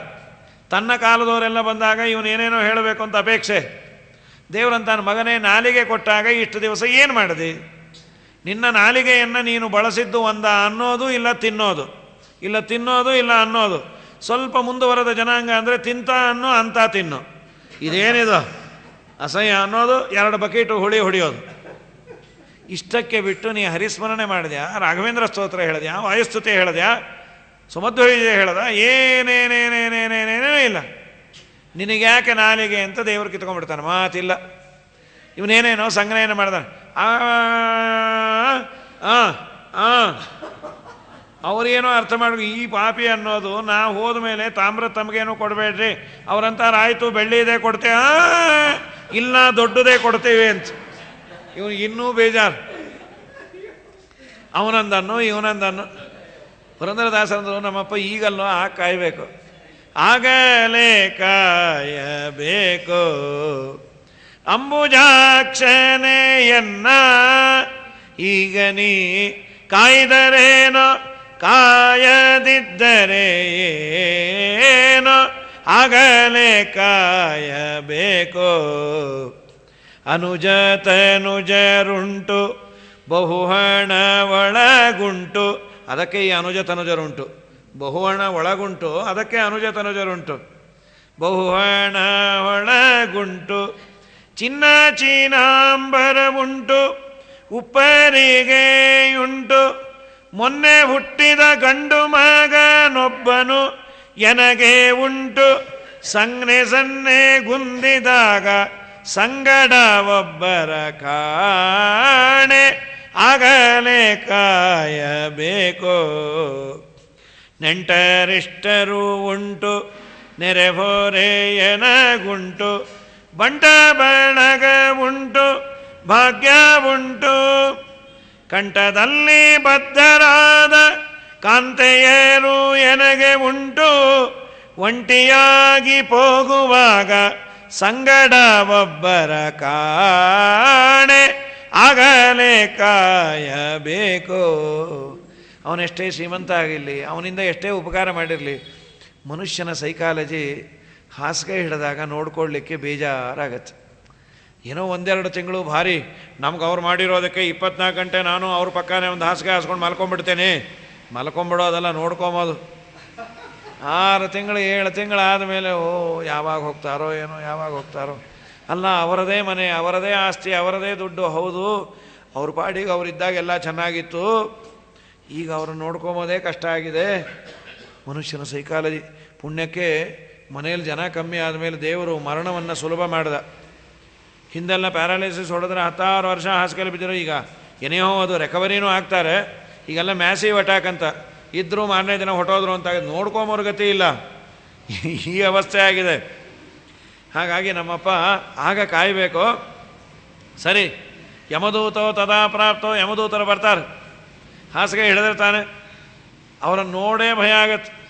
ದೇಹದಿಂದ ಎಳಿತಾರೆ, ಬರಲಿಕ್ಕೆ ಇಷ್ಟ ಇಲ್ಲ, ಇರ್ಲಿಕ್ಕೆ ಆಗೋದೇ ಇಲ್ಲ. ಮುಖ್ಯ ಪ್ರಾಣದೇವರು ಬಂದ ಮೇಲೆ ಇವನು ಬರಲೇಬೇಕು. ದೇಹದ ಮೇಲೆ ತುಂಬ ಅಭಿಮಾನ ಅಂತ. ಇಷ್ಟು ವರ್ಷ ಮಾನ ಅಪಮಾನ ಸನ್ಮಾನ ಎಲ್ಲ ಆದದ್ದು ಈ ದೇಹಕ್ಕೆ ಅಲ್ವಾ. ಈ ದೇಹವನ್ನು ಬಿಟ್ಟು ಹೋಗಬೇಕು ಅಂದರೆ ತುಂಬ ವೇದನೆ ಆಗತ್ತೆ. ಆದರೆ ಆಗೋದಿಲ್ಲ. 100 ಚೇಳು ಕುಟುಕದಷ್ಟು ನೋವಾಗತ್ತೆ. ಶತವೃಷ್ಟಿಕ ದಂಷ್ಟ್ರಸ್ಯ ಯಾಪೀಡ ಸಾನುಭೂಯತೆ ಅಂತ ಗರುಡ ಪುರಾಣದಲ್ಲಿ ಈ ಮಾತುಗಳೆಲ್ಲ ಇದೆ. ಈ ಮಾತೇ ಅಲ್ಲೂ ಇದೆ, ಏನೇನಾಗತ್ತೆ ಏನೋ ಎತ್ತ ಅಂತ. ಆದಮೇಲೆ ದಾರಿಯಲ್ಲಿ ಎಳ್ಕೊಂಡು ಹೋಗ್ತಾರೆ.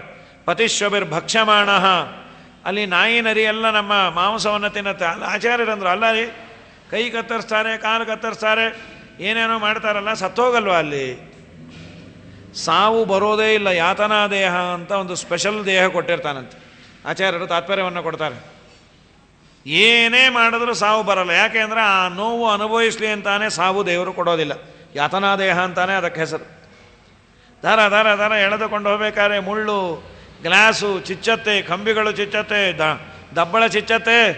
ಪಕ್ಕದಲ್ಲೇ ಒಳ್ಳೆ ನೈಸ್ ರೋಡು. ಅಲ್ಲಿ ಯಾರ್ಯಾರು ಹೋಗ್ತಿರ್ತಾರೆ, ನಮ್ಮನ್ನು ಅಲ್ಲಿ ಕರ್ಕೊಂಡು ಹೋಗರು. ಅಣ್ಣ, ಅಲ್ಲಿ ಟ್ಯಾಕ್ಸ್ ಕಟ್ಟಬೇಕಪ್ಪ. ಯಾವುದದು ಟ್ಯಾಕ್ಸು? ಅದು ಬದುಕಿದ್ದಾಗೆ ಕಟ್ಟಬೇಕು ಟ್ಯಾಕ್ಸು, ಹೋದ ಮೇಲೆ ಕಟ್ಟೋದಲ್ಲ. ಹೋದ್ಮೇಲೆ ನೀ ಕಟ್ಟಲಿಕ್ಕೆ ಏನು ತಂದಿದ್ದೀನಿ ನೀನು? ಇಷ್ಟೆಲ್ಲ ಸುಖ ದುಃಖವನ್ನು ಅನುಭವಿಸಿದ ನಿನ್ನ ದೇಹವನ್ನೇ ಬಿಟ್ಟು ಬಂದ ಮೇಲೆ ಏನು ತರ್ತೀನಿ ನಿನ್ನ ತಲೆ ಅಂದರು. ಮತ್ತು ಏನದು ಟ್ಯಾಕ್ಸು? ಬದುಕಿದ್ದಾಗ ಏನಾದರೂ ನೀನು ಅನ್ನದಾನ ಮಾಡಿದ್ಯಾ? ಬದುಕಿದ್ದಾಗ ಗೋದಾನ ಮಾಡಿದ್ಯಾ? ಗೋದಾನ ಬೇಕಾದಷ್ಟು ಮಾಡಿದ್ದೀನಿ ಅಂತ. ಹಾಗಾದರೆ ಈ ರೂಟ್ ನಿಮಗೆ ಕೊಡಲ್ವೇ? ಏನು ಗೋದಾನ ಅಂದರು. ನಮ್ಮ ಮನೆಗೆ ಯಾರೇ ಬಂದರೂ ಯು ಕ್ಯಾನ್ ಗೋ ನೋವು ಅಂತ ಆ ಗೋದಾನ ಮಾಡೋದು. ಅದಕ್ಕೆ ಅಪ್ಪ ಈ ರೂಟ್ ನಿನಗೆ ಇಟ್ಟಿರೋದು. ಅಲ್ಲಿ ಪುಣ್ಯವಂತರ ರೂಟ್ ಅದು. ಯು ಕ್ಯಾನ್ ಗೋ ನೋವು ಅಂತ ಜೀವೋ ಮಾಡಿದೆಯಲ್ಲ, ಅದಕ್ಕೆ ಮಾಡ್ತೀವಿ ಬಾ ಮಗನೇ ಅಂತಾರೆ. ನಾನಾ ತರಹದ ಯಾತ ಹೇಳ್ತಾರೆ ಇಲ್ಲಿ. ತತ್ರ ಪತನ್ ಶ್ರಾಂತಃ ಮೂರ್ಛಿತ ಪುನರುತ್ಥಿತಃ, ಏಳ್ತಾ ಬೀಳ್ತೇವೆ. ಯಥಾ ಪಾಪೀಯಸಾನೀತಃ ತಮಸಾ ಯಮಸಾಧನಂ ಯೋಜನಾನಾಂ ಸಹಸ್ರಾಣಿ. ಕೈ ಕತ್ತರಿಸಿ ಮಾಡಿ ಅಲ್ಲಿ ಬೆಟ್ಟದಿಂದ ತಳ್ಳೋದು, ಚೆನ್ನಾಗಿ ಕುದೀತಾ ಇರುವಂತಹ ಕೆಸರಿನಲ್ಲಿ ಹಾಕೋದು, ಸಾಕಾಗೋಗುತ್ತೆ. ಒದ್ದಾಡಿ ಯಮಧರ್ಮರಾಜನ ಮನೆಗೆ ಬರೋ ಕಾಲಕ್ಕೆ ಯಮಧರ್ಮರಾಜ ಅಂತಾನೆ, ಏನಿದು ಕೈ ಬೀಸ್ಕೊಂಬಂದೆ ಸ್ವಾಮಿ, ಏನು ತರಬೇಕಾಗಿತ್ತು ಪುಣ್ಯ, ಅದು ಮಾಡೇ ಇಲ್ಲ ಅಂತೀವಿ. ಪಾಪ, ಅದು ತರೋಷ್ಟು ಪುಟ್ಟದಾಗಿಲ್ಲ, ಬುಕ್ ಮಾಡಿದ್ದೇನೆ. 3 ಗೂಡ್ಸ್ ಬರ್ತಾ ಇದೆ ನನ್ನ ಹಿಂದೆ, ಆಧ್ಯಾತ್ಮಿಕ, ಆದಿದೈವಿಕ, ಆದಿಭೌತಿಕ ಅಂಥೇಳಿ. ಬಾ ಮಗನೇ ಮುಂದೊಂದೇ ಮುಸಲ್ ಪಂಡಗ ಅಂತಾನೆ. ಬರೋದೇ ಅಪರೂಪ ಮನುಷ್ಯ ದೇಹ. ಪುಣ್ಯವನ್ನು ಸಂಪಾದನೆ ಮಾಡು ಅಂದರೆ ಏನು ಬಂತು? ನೀನು 100 ಜನಕ್ಕೆ ಹೊಟ್ಟೆ ಒರೆಸಿ ಸಂಪಾದನೆ ಮಾಡಿದೆಲ್ಲ, ಏನಾದರೂ ಒಂದು 5 ಪೈಸೆ ತರಲಿಕ್ಕಾಯ್ತಾ? ನಿನ್ನ ಹತ್ತಿದವರು ಹೊಂದಿದವರು ಯಾರು ಬಂದರು? ಅಮ್ಮ ಬಂದ, ಹೆಂಡತಿ ಬಂದ, ಮಗ ಬಂದ. ಹೊತ್ತು 9 ಮಾಸ ಪರ್ಯಂತ ಗರ್ಭದಲ್ಲಿ ಹೆತ್ತು ಬಲು ನೋವು ಬೇನೆಗಳಿಂದಲೇ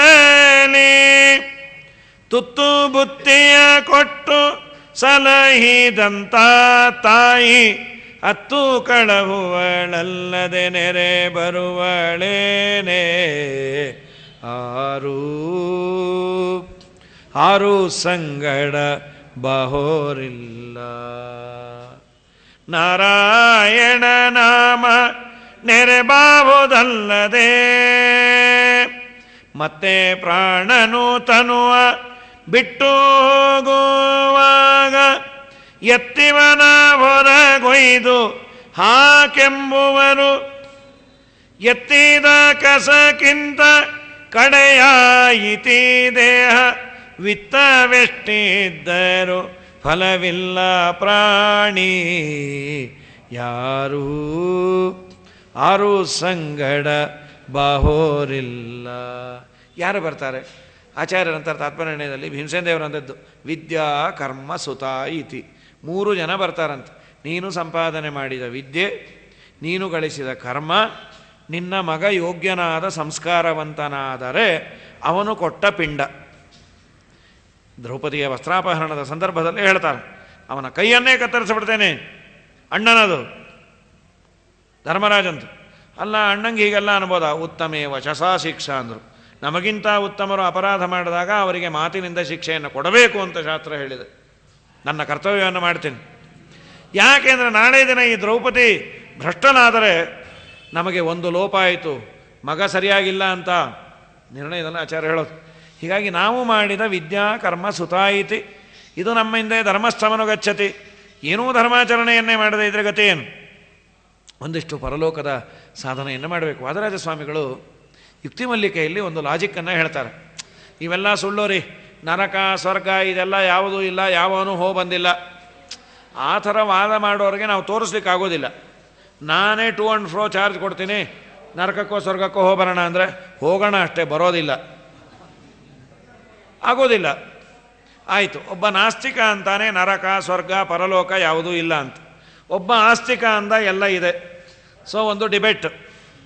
ವಾದಿರಾಜರಂತಾರೆ, ಇವನಿಗಾದ ಲಾಸ್ ಏನು, ಇವನಿಗಾದ ಲಾಸ್ ಏನು ಇಟ್ಕೊಂಬೋಣ. ಇವನು ಸ್ವರ್ಗ ನರಕ ಎಲ್ಲ ಇದೆ ಅಂಥೇಳಿ ಒಂದು ಆಚಾರವಂತನಾಗಿದ್ದ, ಒಂದಿಷ್ಟು ಮಡಿ ಆಚಾರ ಎಲ್ಲ ಮಾಡ್ದ. ಮೇ ಬಿ ಅವನಿಗೆ ಲಾಸ್ ಅನ್ನಿಸ್ತೋ ಅಥವಾ ಸಂತೋಷದಿಂದ ಮಾಡೋದೋ ಅದು ಬೇರೆ. ಹೊರಗೇನು ಮಸಾಲೆ ದೋಸೆ ಅದು ಇದು ತಿನ್ನಲಿಲ್ಲ, ಅದೊಂದು ತಿಂದೇ ಇದ್ದವ್ರಿಗೆ ತೃಪ್ತಿನೂ ಇರುತ್ತೆ. ದೇವ್ರ ದಯಾರಿ ಮಡಿಲೇ ಯಾತ್ರೆ ಮಾಡ್ಕೊಂಬಂದ್ವಿ ಅಂತ ತೃಪ್ತಿ ಇರ್ಬೋದು, ಬೇಡ ಒಂದು ಕೊರತೆ ಇರ್ಬೋದು. ಏನೋ ರೀ ಈ ಹಾಳು ಮಡಿಯಿಂದ ಒದ್ದಾಡ್ತಾ ಏನು ತಿನ್ನೋ ಹಾಗಿಲ್ಲ ಬಿಡೋ ಹಾಗಿಲ್ಲ, ತಿನ್ಬೋದಲ್ಲ, ಅಯ್ಯೋ ಮನಸ್ಸು ಬರಲ್ಲ ಹಾಳಾಗ, ಅದು ತಿನ್ನಬೇಕಾದ್ರೆ ಚಿತ್ರಗುಪ್ತರೇ ಕಾಣಿಸ್ತಾ ಇರ್ತಾರೆ ಅಂತ. ಸರಿ, ಬೇಕೋ ಬೇಡವೋ ಆಚಾರವಂತನಾಗಿ ಇದ್ದ. ಒಂದು ವೇಳೆ ನಾಸ್ತಿಕನ ಪ್ರಕಾರ ನರಕ ಇಲ್ಲ ಅಂತಾನೆ ಇಟ್ಕೊಳ್ಳುವ, ಅವನಿಗಾದ ಲಾಸ್ ಏನು? ಅಲ್ಲಿ ಹೋದಾಗ ನರಕ ಇರಲಿಲ್ಲ, ಸ್ವರ್ಗ ಇಲ್ಲ, ಸುಮ್ಮನೆ ನಾನು ಮಾಡಿದ್ದು ವೇಸ್ಟು. ಆದರೆ ಇಲ್ಲಿ ಮಾಡಿದ್ದಕ್ಕೆ ಅವನಿಗೆ ಒಂದು ತೃಪ್ತಿ ಇದೆ, ತುಂಬ ಲಾಸ್ ಅಲ್ಲ. ಅದೇ ಒಬ್ಬ ನಾಸ್ತಿಕ ಎಲ್ಲ ಬಿಟ್ಬಿಟ್ಟ, ಸ್ವರ್ಗ ಇಲ್ಲ ನರಕ ಇಲ್ಲ ಏನೂ ಇಲ್ಲ ಅಂತ. ಒಂದು ವೇಳೆ ಇಲ್ಲ ಅಂತಾದರೆ ಇಲ್ಲೊಂದಿಷ್ಟು ಅವನು ತಿಂದು ಉಂಡು ಮಾಡಿದ್ದ, ಇಷ್ಟು ಲಾಭ ಬಿಟ್ಟರೆ ಏನಿಲ್ಲ. ಒಂದು ವೇಳೆ ಅವನು ಹೇಳೋ ಥರ ಇದ್ದು ಬಿಟ್ರೆ ಬೆಂಡೆ ಎತ್ತಬಿಡ್ತಾರಲ್ಲ. ಸೊ ಪಾಕ್ಷಿಕೋಪಿ ದೋಷ ಪರಿಹರ್ತವ್ಯ ಅಂತ. ದೋಷ ಇದೆ ಅನ್ನೋದಾದ್ರೆ, ಈಗ ನಮಗೆಲ್ಲ ಸರ್ಕಾರ ಹೇಳುತ್ತೆ ಹೆಲ್ಮೆಟ್ ಹಾಕ್ಕೊಂಡು ಓಡಾಡ್ರಿ. ಅಯ್ಯೋ ನಾವು ಅಷ್ಟೆಲ್ಲ ಫಾಸ್ಟಾಗಿ ಹೋಗೋದೇ ಇಲ್ಲ ರೀ, ನಮ್ಗೆ ಯಾಕೆ ಹೆಲ್ಮೆಟ್ ಬೇಕು? ಒಂದು ವೇಳೆ ನಿನ್ನ ತಲೆಗೆ ಏಟು ಬೀಳ್ಬೋದಪ್ಪ, ಹಾಕ್ಕೊಂಡು ಹೋಗು. ನಾವು ಅನೇಕ ವಾದಗಳನ್ನು ಮಾಡ್ತೀವಿ. ಹಾಗಾದರೆ ರೋಡಲ್ಲಿ ಹೋಗೋವ್ರಿಗೆ ನಾವು ಡ್ಯಾಶ್ ಹೊಡೆದಾಗ ರೋಡಲ್ಲಿ ಹೋದವರು ಹೆಲ್ಮೆಟ್ ಹಾಕ್ಕೊಂಡು ಹೋಗಲಿ. ಹೆಚ್ಚಿನ ಪಾಸಿಬಿಲಿಟೀಸು ಸ್ಪೀಡಾಗಿ ಹೋದವನು ಬಿದ್ದರೆ ತಲೆಗೆ ಏಟು ಬೀಳೋ ಅವಕಾಶ ಇದೆ. ಸರ್ಕಾರದವ್ರು ಹೇಳಿದ ಮೇಲೆ ಹೆಲ್ಮೆಟ್ ಹಾಕೊಂಡ್ಮೇಲೆ ಒಂದಿನಾನು ತಲೆಗೆ ಏಟು ಮಾಡ್ಕೊಳ್ಳೋದೇ ಇದ್ದರೆ ದಿನ ಮನೆ ಹತ್ರ ಬೀಳೋದು. ಹೇಗೆ ಸರ್ಕಾರ ಹೇಳಿದ್ದು ಅಂದರೆ ಹುಚ್ಚು ಅಂತಾರೆ ಅಷ್ಟೇ. ಒಂದು ವೇಳೆ ಬಿದ್ದರೆ ನಿನಗೆ ತಲೆ ಏಟು ಹೆಡ್ ಇಂಜುರಿ ಆಗಬಾರ್ದು ಅಂತ. ಹಾಗೆ ವ್ರತ ನಿಯಮಗಳು ಮಾಡು. ಅಲ್ಲಿ ಸ್ವರ್ಗ ಇದ್ದರೆ ನರಕ ಇದ್ದರೆ ಬಹಳ ಒಳ್ಳೆಯದಾಯ್ತು. ಒಂದು ವೇಳೆ ಇಲ್ವಾ, ಜಾಸ್ತಿ ಇನ್ವೆಸ್ಟ್ಮೆಂಟ್ ಏನಲ್ಲ. ಏಕಾಸಿಗೆ ಏನು ಇನ್ವೆಸ್ಟ್ಮೆಂಟು? ಇನ್ನೂ ಇನ್ವೆಸ್ಟ್ಮೆಂಟ್ ಇಲ್ಲ. ಅವತ್ತು ಸುಖವಾಗಿ ಮನೇಲಿ ಇರ್ತಾರೆ. ಸದ್ಯ ಒಂದಿನ ಆದರೂ ತಪ್ಪ ಹಾಳು ಅಡುಗೆ ಮನೆ ಕೆಲಸ, ಬೆಳಗ್ಗೆ ಎದ್ದಾಗಿಂದ ಕಾಫಿ ತಿಂಡಿ ಅಡುಗೆ ಎಲ್ಲ ಮಾಡಿ ಪುಣ್ಯಾತ್ಮರು ಪ್ರತಿ 15 ದಿನಕ್ಕೆ 2 ಏಕಾದಶಿ ಬರಬೇಕು ಅಂಥೇಳಿ. ಸೊ ನಾವೆಲ್ಲ ಒಂದು ರೀತಿ ಭಾಗ್ಯವಂತಾರೆ. ಒಂದು ದಿವಸ ಆದರೂ ರೆಸ್ಟ್ ಇರತ್ತೆ, ಅದಕ್ಕಾದರೂ ಮಾಡು ಅಂತ. ಇದೆಯೋ ಇಲ್ಲೋ ಅಂತ ಸಂದೇಹಕ್ಕಾದರೂ ಮಾಡಿಬಿಡು. ಇದ್ದರೆ ತೊಂದರೆ ಇದೆ, ಇದ್ದೇ ಇದೆ, ಅದೊಂದು ಬೇರೆ. ಹೀಗಾದರೂ ಮಾಡು ಅಂತ. ಸರಿ, ನಾನಾ ತರಹದ ತೊಂದರೆಯನ್ನೆಲ್ಲ ಅಲ್ಲಿ ಅನುಭವಿಸಿ ಕಡೆಗೆ ತಾಯಿ ಗರ್ಭಕ್ಕೆ ಬರೋದು. ಇದು ಬದುಕಿದಾಗ ಆಗುವ ದುಃಖವನ್ನು ಹೇಳೋದು. ಇನ್ನು ತಾಯಿ ಗರ್ಭಕ್ಕೆ ಬಂದಾಗ ಏನೇನಾಗತ್ತೆ? ಮೊದಲನೇ ದಿವಸ ನೀರಿನ ಹನಿ ಇದ್ದಾಗಿರುತ್ತೆ. ಒಂದು 10 ದಿವಸ ಆದಮೇಲೆ ಕೋಳಿ ಮೊಟ್ಟೆ ಆದಾಗ ಆಗತ್ತೆ. ಶುಕ್ರ ಶೋಣಿತ 2 ಸೇರಿ ತಾಯಿ ಗರ್ಭದಲ್ಲಿ. ಆಮೇಲೆ 1ನೇ ತಿಂಗಳಿಗೆ ತಲೆ ಬರುತ್ತೆ, 2ನೇ ತಿಂಗಳಿಗೆ ಹೊರಗಿನ ಅವಯವ, 3ನೇ ತಿಂಗಳಿಗೆ ಲಿಂಗಚ್ಛಿದ್ರ ಆಗತ್ತದು. ಗಂಡೋ ಹೆಣ್ಣೋ ಆಗೋದೇ 3ನೇ ತಿಂಗಳಿಗೆ ಅಂತ ಶಾಸ್ತ್ರ ಹೇಳೋದು. ಲಿಂಗಚ್ಛಿದ್ರೋದ್ಭವಸ್ತ್ರಿಭಿ. ಇನ್ನು 4ನೇ ತಿಂಗಳಿಗೆ ಸಪ್ತಧಾತುಗಳನ್ನು ಹಾಕ್ತಾನಂತೆ ದೇಹದಲ್ಲಿ. ತ್ವಗಿಂದ್ರಿಯ, ಚರ್ಮ, ರುಧಿರ ಅಂದರೆ ರಕ್ತ, ಮಾಂಸ, ಅಸ್ಥಿ, ಮೇಧ, ಮಜ್ಜಸ್ ಇಷ್ಟನ್ನು ಹಾಕ್ತಾನೆ. 5ನೇ ತಿಂಗಳಿಗೆ ಹಸಿವು ನೀರಡಿಕೆ. ತಾಯಿ ಗರ್ಭದಲ್ಲಿರುವ ಜೀವನಿಗೆ 5 ತಿಂಗಳವರೆಗೂ ಹಸಿವು ನೀರಡಿಕೆ ಇಲ್ಲ. 5ನೇ ತಿಂಗಳಿಗೆ ಹಸಿವು ನೀರಡಿಕೆ ಪ್ರಾರಂಭ ಆಗತ್ತೆ. 6ನೇ ತಿಂಗಳಿಗೆ ದೇವರು ಏನು ಮಾಡ್ತಾನೆ, ಹೊಕ್ಕಳ ಬಳ್ಳಿ ಅಂತೇನು ಕರಿತೀವಲ್ಲ, ಅಂದರೆ ನಮಗೆ ಆಹಾರವನ್ನು ದೇವರು ಪೈಪ್ ಮುಖಾಂತರನೇ ಹಾಕಿದ್ದು. ಮೊದಲು ಹುಟ್ಟೋ ಮುಂಚೆ, ವಯಸ್ಸಾದ ಮೇಲೂ ಪೈಪ್ ಮುಖಾಂತರನೇ ಹಾಕಿಸ್ತಾನೆ.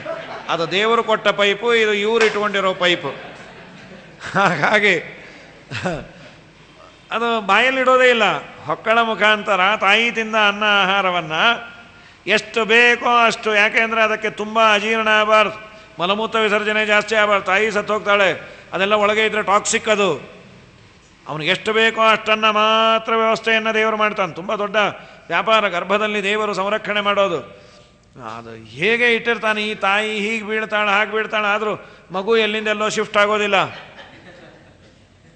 ಇವಳು ಎಂಥ ಖಾರದ್ದು ತಿಂದಿರಲಿ, ಎಷ್ಟೋ ದಿವಸ ಗರ್ಭಿಣಿಗೆ ಜೀರ್ಣ ಆಗಿರಲ್ಲ, ಮಗುಗೆ ಮಾತ್ರ ದೇವರು ಆ ರಸವನ್ನು ಎಷ್ಟು ಬೇಕೋ ಅಷ್ಟನ್ನೇ ಕಳಿಸ್ತಾನೆ. ರಸ ಮಾಡಿ ಸ್ಥೂಲಾನ್ನ ಉಬ್ಬುವುದೇ ಅಂತಾರೆ ಜಗನ್ನಾಥದಾಸರು. ನೀನು ತಿಂದ ಅನ್ನವೇ ನಿನ್ನ ಮಗನ ಬಾಯಲ್ಲಿ ಇಟ್ಟುಬಿಟ್ರೆ ದೇವರೇ ದಿಕ್ಕು ಅಲ್ಲ. ಅದನ್ನು ರಸ ಮಾಡಿ ಆ ಮಗುವಿಗೆ ಹೇಗೆ ಬೇಕೋ ಅಷ್ಟು ದೇವರು ಕೊಡ್ತಾನೆ. ಇದಾದ ಮೇಲೆ 7ನೇ ತಿಂಗಳಿಗೆ 100 ಜನ್ಮದ ನೋವಿನ ಅನುಭವ ಕೊಡ್ತಾರಂತೆ. ನೆನಪಲ್ಲ, 100 ಜನ್ಮದಲ್ಲಿ ಏನೇನು ನಮಗೆ ನೋವಾಗಿತ್ತೋ ಅಷ್ಟನ್ನೂ ಅನುಭವಿಸುವಂಥ. ಅಮ್ಮ ಸಾಕಾಗೋಗುತ್ತೆ. 100 ಜನ್ಮದ ನೋವು ಅನುಭವಿಸೋದು ಅಂದ್ರೆ ಏನ್ರಿ? 1 ಜನ್ಮದಲ್ಲಿ ಆದ ನೋವನ್ನೇ ಅನುಭವಿಸೋದು ಕಷ್ಟ. ಕೆಲವು ದಿನ ಆದಮೇಲೆ ದೇವರು ಮರೆಸ್ತಾನೆ, ಬದುಕಿದ್ದೇವೆ. ನಮಗೆ ತುಂಬ ಬೇಕಾದವರು ಹೋದಾಗ ಆದ ದುಃಖ ಸಾಯೋವರೆಗೂ ಇದ್ರೆ ಗತಿ ಏನು? ಕಾಲಪ್ರವಾಹದಲ್ಲಿ ಕಮ್ಮಿ ಆಗ್ತಾ ಬರುತ್ತೆ. ಮೊದಲನೇ ದಿನ ಇದ್ದಷ್ಟು 10ನೇ ದಿನ ಇರಲ್ಲ, 10ನೇ ದಿನ ಇದ್ದಷ್ಟು 1 ವರ್ಷ ಆದಮೇಲೆ ಇರಲ್ಲ, 4-5 ವರ್ಷ ಆದಮೇಲೆ ಮರ್ತೋಗತ್ತದೆಲ್ಲ ಕನಸಿದ್ದಾಗಿದೆ ಅಂತ. ಒಂದು ದಿವಸ ಒಂದು ವೇಳೆ ಆ ದುಃಖವನ್ನು ಸಾಯೋವರೆಗೂ ನಮಗೆ ದೇವರು ಕೊಟ್ಟಿದ್ದ ಅಂದರೆ ಯಾರೂ ಬದುಕಲಿಕ್ಕೆ ಆಗ್ತಾ ಇರಲಿಲ್ಲ. ದೇವರು ಮರುವು ಅನ್ನುವ ದೊಡ್ಡ ವರ ಕೊಟ್ಟಿಯಾನೇ ಬದುಕಿದ್ದೀವಿ, ಇಲ್ಲಾಂದರೆ ಗತಿ ಏನು?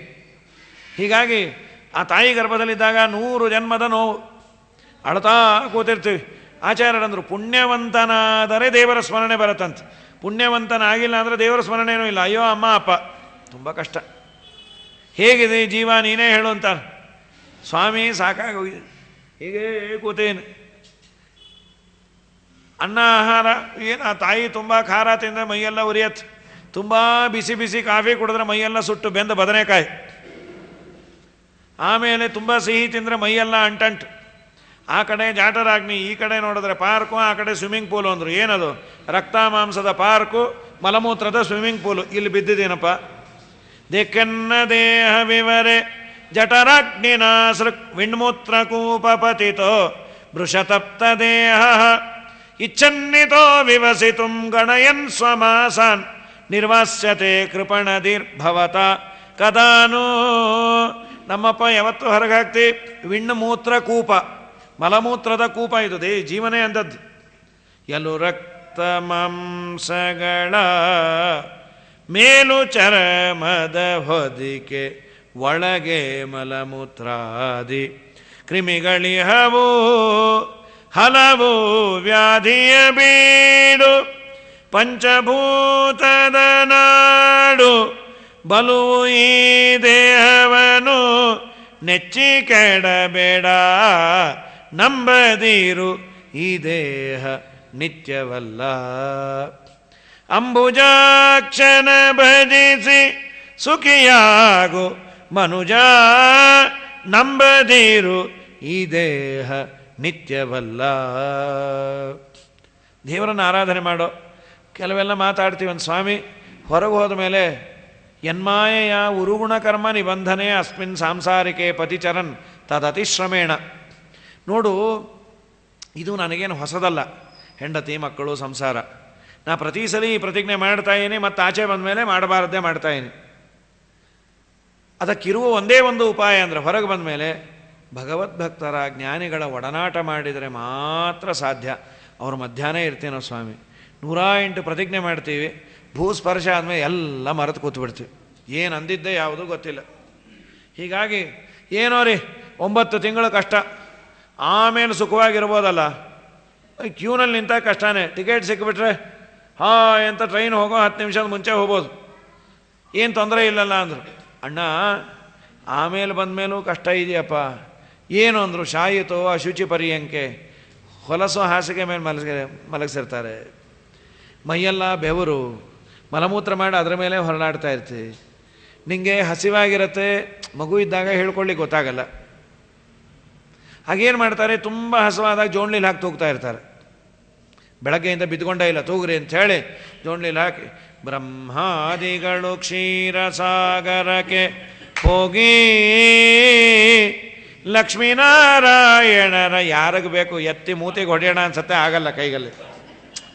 2 ಕಾಸೆ ದ್ವಾದಶಿ ಊಟ ಕೂರುವ ಮುಂಚೆ ಎಲೆ ಹಾಕಿಬಿಟ್ಟು ಒಂದೊಂದು ಐಟಮ್ ತರಬೇಕಾದ್ರು ಜೈ ಜೈ ರಾಮ್ ಹರೇ ಅಂತ ಒಳಗೆ ಹೋಗೋದು ಹೊರಗೆ ಬರೋದು, ಜೈ ಜೈ ರಾಮ್ ಹರೇ. ಅವನಂತ ಏನ್ರಿ ಮೊದಲು ಬಡಸರಿ, ಇಲ್ಲ ಈಗ 12 ಸ್ಕಂದ ಭಾಗವತ ಇದೆ, ಗೋವಿಂದ ಗೋವಿಂದ ಅಲ್ಲ, ಮೊದಲು ಹಸಿವು. ಅದನ್ನೇ ಪುರಂದರದಾಸರು ಅಂತಾರೆ ಈ ಮಾತುಗಳನ್ನೇ, ಶಿಶುತನದೊಳಿರಲು ನೊಣ ಮುಸುಕಲದರಿಂದಳಲು ಹಸಿದ ನೀವನೆಂದು ಸ್ತನ್ಯವ ಕೊಡುವರು, ಹಸಿತ್ರಶೆಗಳಿಂದಳಲು ಹಾಡಿ ತೂಗುತ್ತಲಿಹರು, ಪಶುವಂತೆ ಶಿಶುತನದೊಳ್ ಇರಲಾರೆ ಹರಿಯೇ ಸಾಕು ಸಾಕಿನ್ನು ಸಂಸಾರ ಸುಖವು. ಸಾಕಾಗಿದೆ ಸ್ವಾಮಿ. ಈ ಮಾತುಗಳನ್ನೇ ಒಂದು ಕೃತಿ ಮಾಡ್ಯಾರ ಇಲ್ಲಿ ಗರುಡ ಪುರಾಣದಲ್ಲಿ. ಇವೆಲ್ಲ ಮಾತಿದೆ, ಏನೇನು ದುಃಖ ಆಗತ್ತೆ ಅಂತ. ಆಮೇಲೆ ಬೆಳೆದು ಆಮೇಲೂ ಅಷ್ಟೇ ಸಂಸಾರವೇ ಸಮಸ್ಯೆ. ಸ್ವಲ್ಪ ಸುಖ ಇದೆ, ಆದರೆ ಮತ್ತೆ ಮತ್ತೆ ತಾಯಿ ಗರ್ಭಕ್ಕೆ ಬರ್ತೀರಪ್ಪ, ಹುಷಾರು ಮಾಡ್ಕೋಬೇಡ್ರಿ. ನಮ್ಮ ಸಮಸ್ಯೆ ತಾಯಿ ಗರ್ಭದಲ್ಲಿದ್ದಾಗಿನಿಂದ. ಅದಕ್ಕೆ ಪವಮಾನ ಹೋಮ ಮಾಡಬೇಕಾದ್ರೆ ಒಂದು ಸಂಕಲ್ಪ ಇದೆ, ನಾ ಮಾಡಿದ ಎಲ್ಲ ಪಾಪಗಳ ಪ್ರಾಯಶ್ಚಿತ್ತಾರ್ಥವಾಗಿ ಪವಮಾನ ಹೋಮವನ್ನು ಮಾಡ್ತೇನೆ. ಸರಿಯಪ್ಪ, ನೀ ಯಾವತ್ತಿಂದ ಪಾಪ ಶುರು ಮಾಡಿದೆ? ಎನ್ಮೇ ಗರ್ಭೇ ವಸತಃ, ನಮ್ಮಮ್ಮನ ಗರ್ಭದಲ್ಲಿದ್ದಾಗಿಂದ ಅಂದರು. ಇದೇನಿದು ಗರ್ಭದಲ್ಲಿದ್ದಾಗೆ ಪಾಪ ಮಾಡೋದು? ಇವೆ 108 ಪ್ರತಿಜ್ಞೆಗಳನ್ನು ಮಾಡಿ, ಸ್ವಾಮಿ ನಾವು ಆಚೆ ಹೋದ್ಮೇಲೆ ನಾರಾಯಣ ಕೃಷ್ಣ ಗೋವಿಂದ ಅನ್ನೋದು ಬಿಟ್ಟು ಬೇರೆ ಏನೂ ಮಾಡಲ್ಲ ಅಂತೆಲ್ಲ ಅಂದು ಹೊರಗೆ ಬಂದಮೇಲೆ ನಾರಾಯಣ ಕೃಷ್ಣ ಗೋವಿಂದ. ಮತ್ತು ತಾಯಿಗೆ 108 ತಂದರೆ ಗರ್ಭಿಣಿಗೆ ಏನೋ ಒಂದೇ ಮಗು ಇದೆ, ಇಲ್ಲಿ ಹೇಳೋದಷ್ಟು ಇವತ್ತಿಲ್ಲ. ಮಲಮೂತ್ರದ ಮೇಲೆ ಮಲಗಿರೋದು ಮಾಡೋದಿಲ್ಲ, ಒಂದೇ ಮಗು ಇರುತ್ತೆ. ಸರಿ, ಹಿಂದೆಲ್ಲ ಪಾಪ ತಾಯಂದ್ರಿಗೆ ಎಷ್ಟು ಕಷ್ಟ. 10 ಮಕ್ಕಳು, 7 8 ಹೆಣ್ಣು ಮಕ್ಕಳಾದರೂ ಒಂದು ಮಗ ನನಗೆ ಪಿಂಡ ಪ್ರದಾನ ಮಾಡಲಿಕ್ಕೆ ಹುಟ್ಟುತ್ತಾನೋ ಏನೋ ಅಂತ ಹಡಿಯೋಳು. ಒಬ್ಬನೇ ಒಬ್ಬ ನನಗೆ ಹುಟ್ಟಲಿ, ಕಂಡ ದೇವರಿಗೆ ಕೈ ಮುಗಿದು. ದಾರಿದ್ರ್ಯ, ಗರ್ಭಿಣಿ ಆದ ಮೇಲೆ ಬಯಕೆ, ಸಂಕಟ, ಅನ್ನ ಆಹಾರ ಸೇರೋದಿಲ್ಲ, ಏನೇನೋ ಬೇಕು ಅನಿಸತ್ತೆ. ಮನೆಯಲ್ಲಿ ಹೊತ್ತಿಗೆ ಊಟ ಸಿಕ್ಕರೆ ಸಾಕಾಗಿರೋದು ಪಾಪ. ತವರು ಮನೆಗೆ ಹೋಗೋಣ ಅಂದರೆ ಇನ್ನೂ ದಾರಿದ್ರ್ಯ ಪಾಪ. ತವರು ಮನೇಲಿ ಕೇಳೋರಂತ, ಏನಮ್ಮ ಹೇಗಿದೆ? ಮಹಾರಾಣಿ ಇದ್ದಾಗಿದ್ದೀನಿ ಪಾಪ, 5 ದಿನ ಆಗಿರೋದು ಊಟ ಮಾಡಿ. ಗರ್ಭಿಣಿ ಆದಮೇಲೆ ಅನಿವಾರ್ಯ, ಡಾಕ್ಟರ್ ಹೇಳೋರು, ನಿನ್ನ ಮಗು ಗಟ್ಟಿಮುಟ್ಟಿಯಾಗಿರಬೇಕು ಅಂತಂದರೆ ನೀನು ಚೆನ್ನಾಗಿ ತಿನ್ನಬೇಕು. ತಿನ್ನಲಿಕ್ಕೇನಿದೆ ಪಾಪ, ಮನೆಯಲ್ಲಿ ಏನಿಲ್ಲ.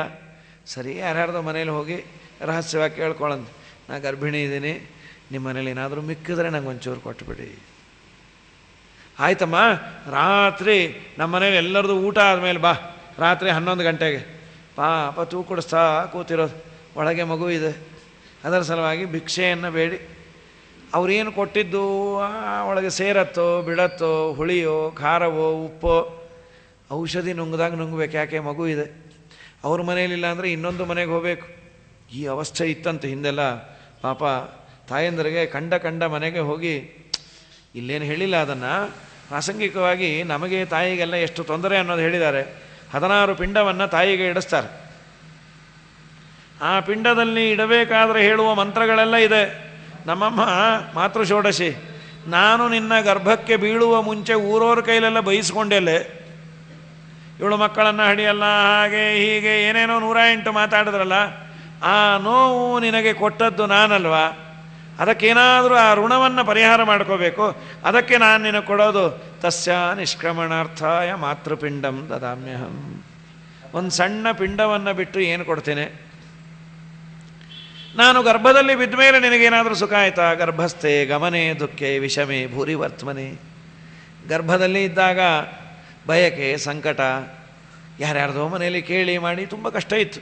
ನಮ್ಮ ವಿಜಯರಾಯರಂತಾರಲ್ಲ, ನಮ್ಮಪ್ಪ ಹೊಟ್ಟೆಗೆ ಗತಿ ಇರಲಿಲ್ಲೋ, ನಮಗೆ ಗತಿ ಇಲ್ಲ, ನಮ್ಮ ಮನೆಗೆ ಯಾರಾದರೂ ಅತಿಥಿಗಳು ಬೇರೆ ಬರೋರು, ನರಸಿಂಹದೇವರನ್ನು ನೋಡಿಕೊಂಡು ಒಂದು ತುತ್ತು ಅನ್ನ ಹಾಕ್ತೀರಾ ಅಂತ. ಆಗಿನ ಕಾಲದಲ್ಲಿ ಮಧ್ಯಾಹ್ನ ಅನ್ನ ಇಲ್ಲ ಅನ್ನೋ ಬಾಯೇ ಯಾರಿಗೂ ಇಲ್ಲಂತ. ಪಾಪ ತಮಗಿದೋ ಇರೋದೋ ಬಿಡೋದು, ಗಂಜಿ ಮಾಡಿ, ನಾವು ಗಂಜಿ ಮಾತ್ರ ಇದೆ, ಏನೋ ಬಿಸಿಲಿಗೆ ಅದೇ ಕೊಡ್ರಿ ಅಂತ ಪಾಪ ಈ ಪುಟ್ಟು ಮಕ್ಕಳು ನೋಡ್ತಾ ಕೂತಿರೋದು. ಅಮ್ಮ ನಮಗೆ ಅವ್ರು ತಿಂದು ಹೋದ್ಮೇಲೆ ಉಳಿದ್ರೆ ಕೊಡೋಣಪ್ಪ. ಮಧ್ಯಾಹ್ನ ಕಾಲಕ್ಕೆ ಅತಿಥಿಗನ್ನವನು ಮೆದ್ದೆನೆಂದರೆ ಇಯದಾದೆ, ನಿಬ್ಬರದಿಂದಲೇ ಸರ್ವರ ಕುಟುಂಬ ಪದ್ಧತಿ ನೋಡೋ ಪುಣ್ಯಾತ್ಮ, ನಿನ್ನ ಒಲುಮೆಯಿಂದ ನಿಖಿಳ ಜನರು ಬಂದು ಮನ್ನಿಸುವರು ಮಹಾರಾಯ. ನಮ್ಮಪ್ಪ ಅವತ್ತು ನಮಗೆ ಗತಿ ಇರಲಿಲ್ಲ, ಇವತ್ತು 100 ಜನಕ್ಕೆ ಹಾಕೋ ಭಾಗ್ಯ ಕೊಟ್ಟಿಲ್ಲ ಅಂತಾರೆ. ಗರ್ಭದಲ್ಲಿ ಬಿದ್ದಾಗ ಯಾರ್ಯಾರ್ದೋ ಮನೆಯಲ್ಲಿ ಭಿಕ್ಷೆ ಬೇಡಿಸನ್ನೇ, ಆ ಋಣ ಇದೆ. ತಸ್ಯ ನಿಷ್ಕ್ರಮಣಾರ್ಥಾಯ ಮಾತೃಪಿಂಡಂ ದದಾಮ್ಯಹಂ. ದಿನೇ ದಿನೇ ಬೆಳೆದೆ ಗರ್ಭದಲ್ಲಿ ಭಾರ, ಮನೆ ಕೆಲಸ ಮಾಡಬೇಕು. ಅವಿಭಕ್ತ ಕುಟುಂಬ, 50-60 ಜನ, ನೀರು ಅವಳೇ ತರಬೇಕಾಗಿತ್ತು. ಎಲ್ಲೋ ಕೆರೆ ಎಲ್ಲೋ ಬಾವಿ, ಅಲ್ಲಿಂದ ತಲೆ ಮೇಲೊಂದು ಕೊಂಕಳಲ್ಲಿ 2 ನೀರನ್ನು ಹೊತ್ಕೊಂಡ್ಬರ್ತಾ ಇದ್ದೆ. ಆ ಪುಟ್ಟ ಮಕ್ಕಳನ್ನೆಲ್ಲ ನೋಡ್ಕೋಬೇಕು, ಅದಕ್ಕೆ ಜಡೆ ಹಾಕಿ ಅದನ್ನು ನೋಡಿಕೊಂಡು ಅದಕ್ಕೆ ಅನ್ನಕ್ಕೆ ಹಾಕಿ ಊಟಕ್ಕೆ ಹಾಕಿ, ಮನೆಯಲ್ಲಿ 50 ಜನದ ಅಡುಗೆ, ಬೆಳಗ್ಗೆ 50 ಜನದ ಅಡುಗೆ, ಸಾಯಂಕಾಲ ಅದರ ಎಲೆ ಗೋಮ ಅದನ್ನು ತಿಕ್ಕೋದು ಮಾಡೋದು, ಕಟ್ಟಿಗೆ. ಹಳೆ ಕೆಲಸ ನೋಡಿಬಿಟ್ರೆ ಎಷ್ಟೋ ಜನ ಅಡುಗೆ ಮನೆಯಲ್ಲೇ ಪ್ರಾಣ ಬಿಟ್ಟುಬಿಟ್ಟಾರೆ. ಅಡುಗೆ ಮನೆಯಿಂದ ಆಚೆನೇ ಬಂದಿಲ್ಲ, ಅಲ್ಲೇ ಕೆಲಸ ಅಲ್ಲೇ ಕೆಲಸ ಅಲ್ಲೇ ಕೆಲಸ, ಹಗಲು ರಾತ್ರಿ ಮಾಡಿ ಮಾಡಿ ಮಾಡಿ ಮಾಡಿ. ಅದಕ್ಕೆ ಈಗ ಓಪನ್ ಕಿಚನ್ ಅಂತ, ಒಳಗೆ ಅನ್ನೋ ಮಾತೇ ಬೇಡ, ಗೋಡೆ ಹೊಡೆದು ಹಾಕ್ಬಿಟ್ಟಾರೆ ಹೋಗ್ರಿ. ಅಲ್ಲ, ಈ ಸ್ಥಿತಿಯಲ್ಲಿ ಪಾಪ ಸಂಸಾರವನ್ನು ನೀಗಿ ನನ್ನನ್ನು ಹಡೆದಿಲ್ಲ. ಒಂದೇ ಒಂದು ಕಾಳಜಿ, ಏನು ನನ್ನ ಮಗ ದೊಡ್ಡ ಎಂಜಿನಿಯರ್ ಆಗ್ತಾನೆ, ಡಾಕ್ಟರ್ ಆಗ್ತಾನೆ, ಇಲ್ಲ ಸತ್ತ ಮೇಲೆ ನನಗೊಂದು ಪಿಂಡ ಇಡ್ತಾನೆ ಅಂತ ಹಡ್ದಿಯಲ್ಲೇ. ತಸ್ಯ ನಿಷ್ಕ್ರಮಣಾರ್ಥಾಯ ಮಾತೃಪಿಂಡಂ ದದಾಮ್ಯಹಂ. ಯಾವತ್ ಪುತ್ರೋ ನ ಭವ ಶೈಥಿಲ್ಯೇ ಪ್ರಸವೈ ಪ್ರಾಪ್ತೆ. ಒಂದು ಪ್ರಸವದಿಂದ ಇನ್ನೊಂದು ಪ್ರಸವ ಅಂದರೆ ಶಿಥಿಲ ಆಗುತ್ತಾ ಹೋಗುತ್ತೆ ದೇಹ.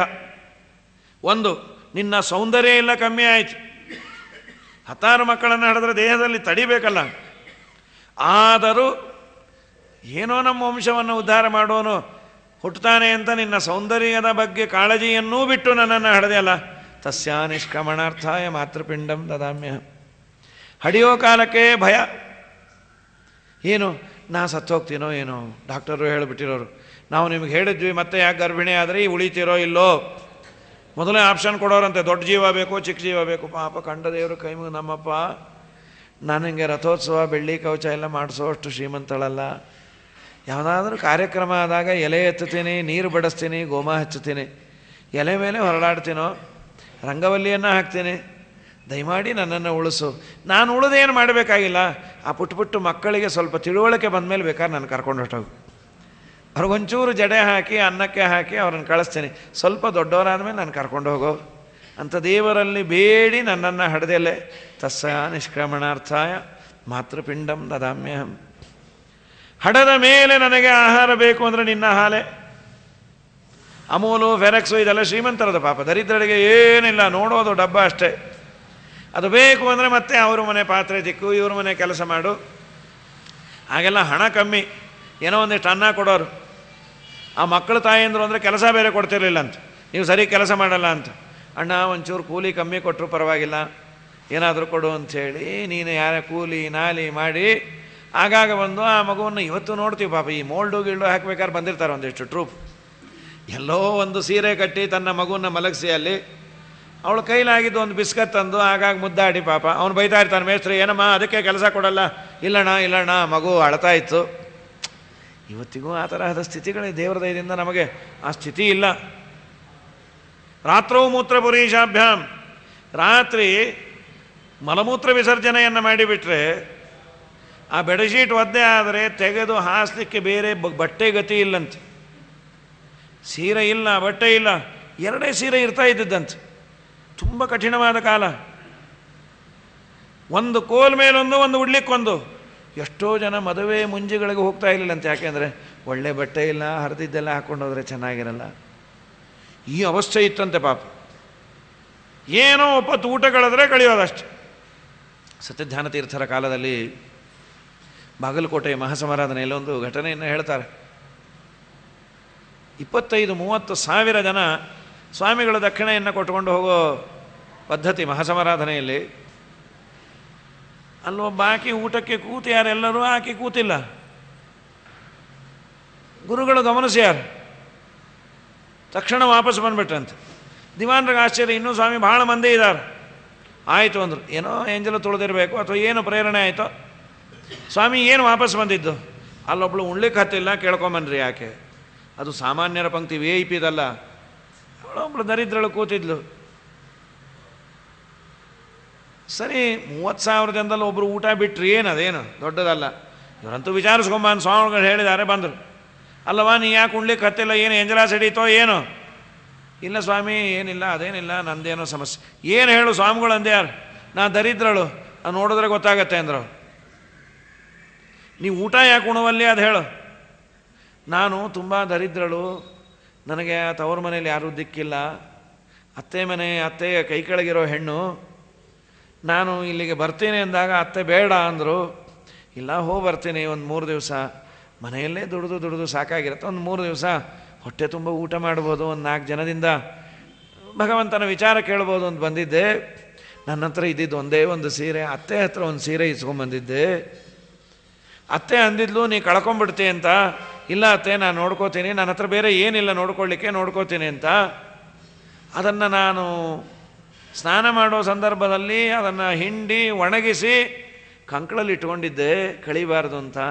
ತೀರ್ಥ ತಗೊಂಬೋ ಸಮಯದಲ್ಲಿ ಎಲ್ಲೋ ಬಿದ್ದೋಯ್ತು, ಸಿಗಲೇ ಇಲ್ಲ. ನಮ್ಮ ಅತ್ತೆ ಅಂದಿದ್ಲು ನೀ ಸೀರೆ ಕಳ್ಕೊಂಡ್ರೆ ಮನೆಗೆ ಬರಬೇಡ ಅಂತ. ನನ್ನ ಸಂಸಾರವೇ ಹಾಳಾಗೋಯ್ತಲ್ಲ, ನನಗೆ ಯಾರಿಲ್ಲ. ಅವ್ರಿಗೇನು ಅದೇನು ದೊಡ್ಡದು ಅನ್ನಿಸಿಲ್ಲ. ಮಠಕ್ಕೆ ಬಂದವ್ರು ಸೀರೆ ಕಳ್ಕೊಂಡ್ರೆ ನಾವೇನು ಮಾಡಲಿಕ್ಕಾಗತ್ತೆ ಅಂತ ಹೇಳಂತೂ ಹೇಳಬೇಕು ಅಂತ ಸ್ವಾಮಿಗಳು ಬಂದು ಅಂದ್ರಂತೆ.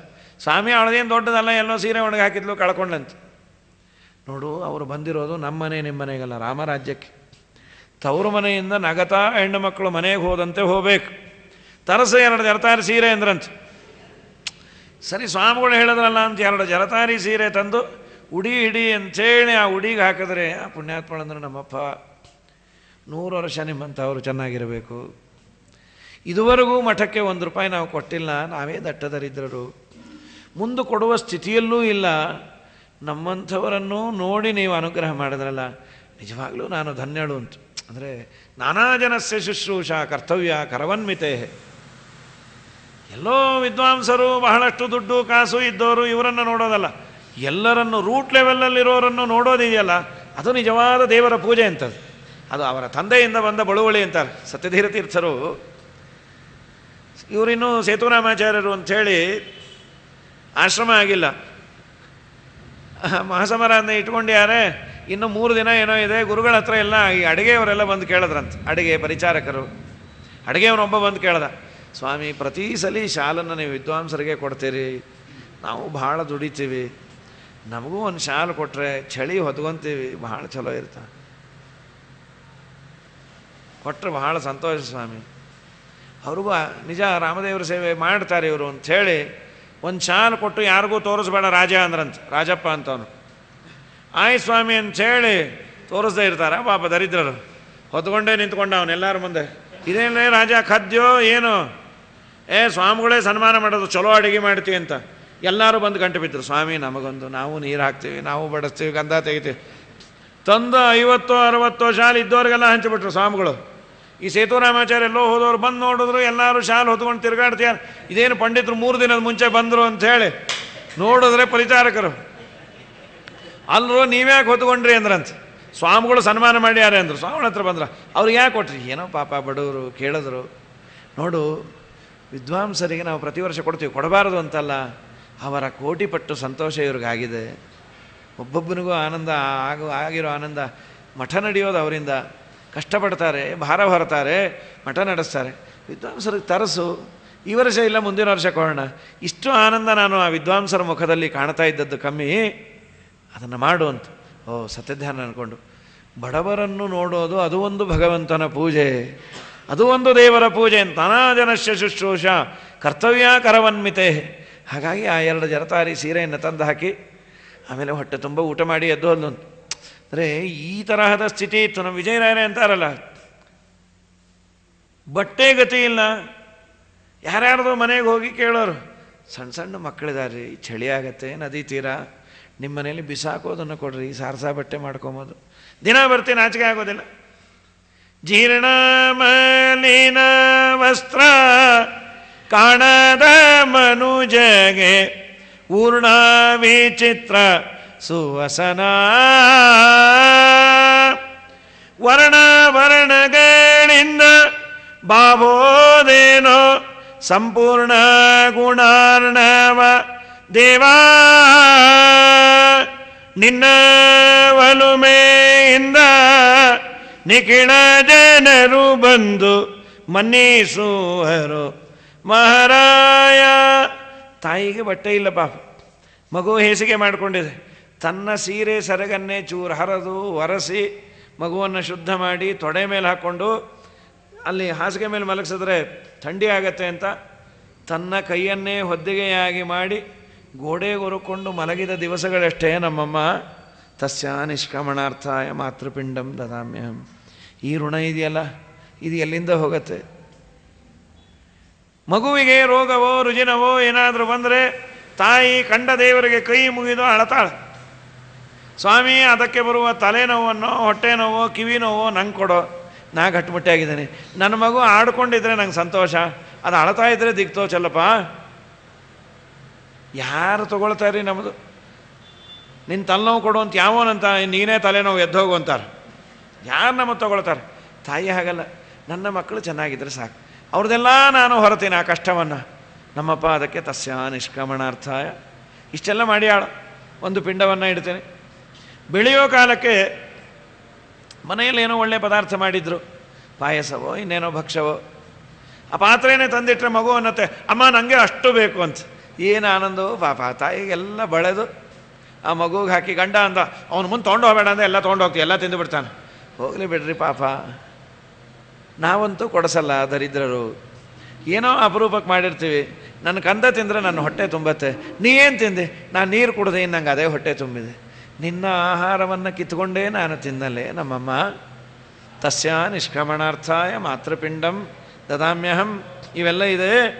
ಪುತ್ರೋ ವ್ಯಾಧಿ ಸಮಾಯುಕ್ತೋ ಮಾತಾಕ್ರಂದನ ಕಾರಣೆ ತಸ್ಯ ನಿಷ್ಕ್ರಮಣಾರ್ಥಾಯ ಮಾತೃಪಿಂಡಂ ದದಾಮ್ಯಹಂ. ಇವೆಲ್ಲ 108.